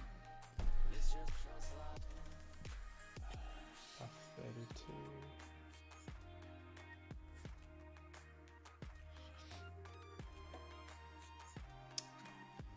Yeah, I'm not sure why that's not doing what we expect. Oh, hang on.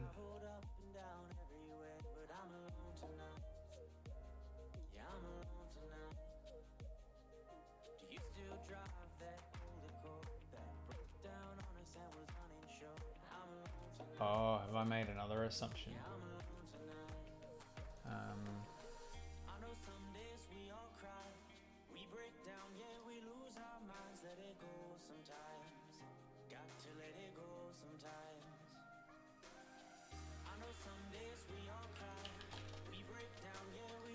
First of all, I need to also support complex in here to raw. So when we do this, raw and complex. So the type is still coming through as you would expect. Yep, don't know. But I've already gone well over time. I've got crap loads of stuff to do. So I've gone 2.5 hours when I had intended to go for just 2. I'm going to have to leave it there, even though we're in the middle of trying to figure out what's going on with the serialization of this particular buffer. It may well actually be serializing exactly as we want, but from what I can tell on this side, see this stat buff, it's like pulling that TLV out of the response and clearly can't find it because it's going stat buff.value and this TLV is coming out as blank. So for some reason, it's not doing its thing. So we're going to have to come back to it. But we will do this on Thursday. We'll just pick up where we left off. So thank you for your patience. Sorry to end on such a really dull note, but you know, I'm out of time. I've got to be a good boy. But I want to say thanks again for everyone supporting and being part of the stream and for chatting and throwing your abuse at me and all that sort of stuff. So yeah, my bad for being terrible at the end. So any ideas, any questions, etc., hit me up on Discord or Twitter or whatever it is, whatever means you've got to get hold of me. And in the meantime, hopefully you guys are all good, and we will see you guys on Thursday around 7:30, 8 o'clock. I'll let you guys know. But yeah, thanks again, and be good to each other.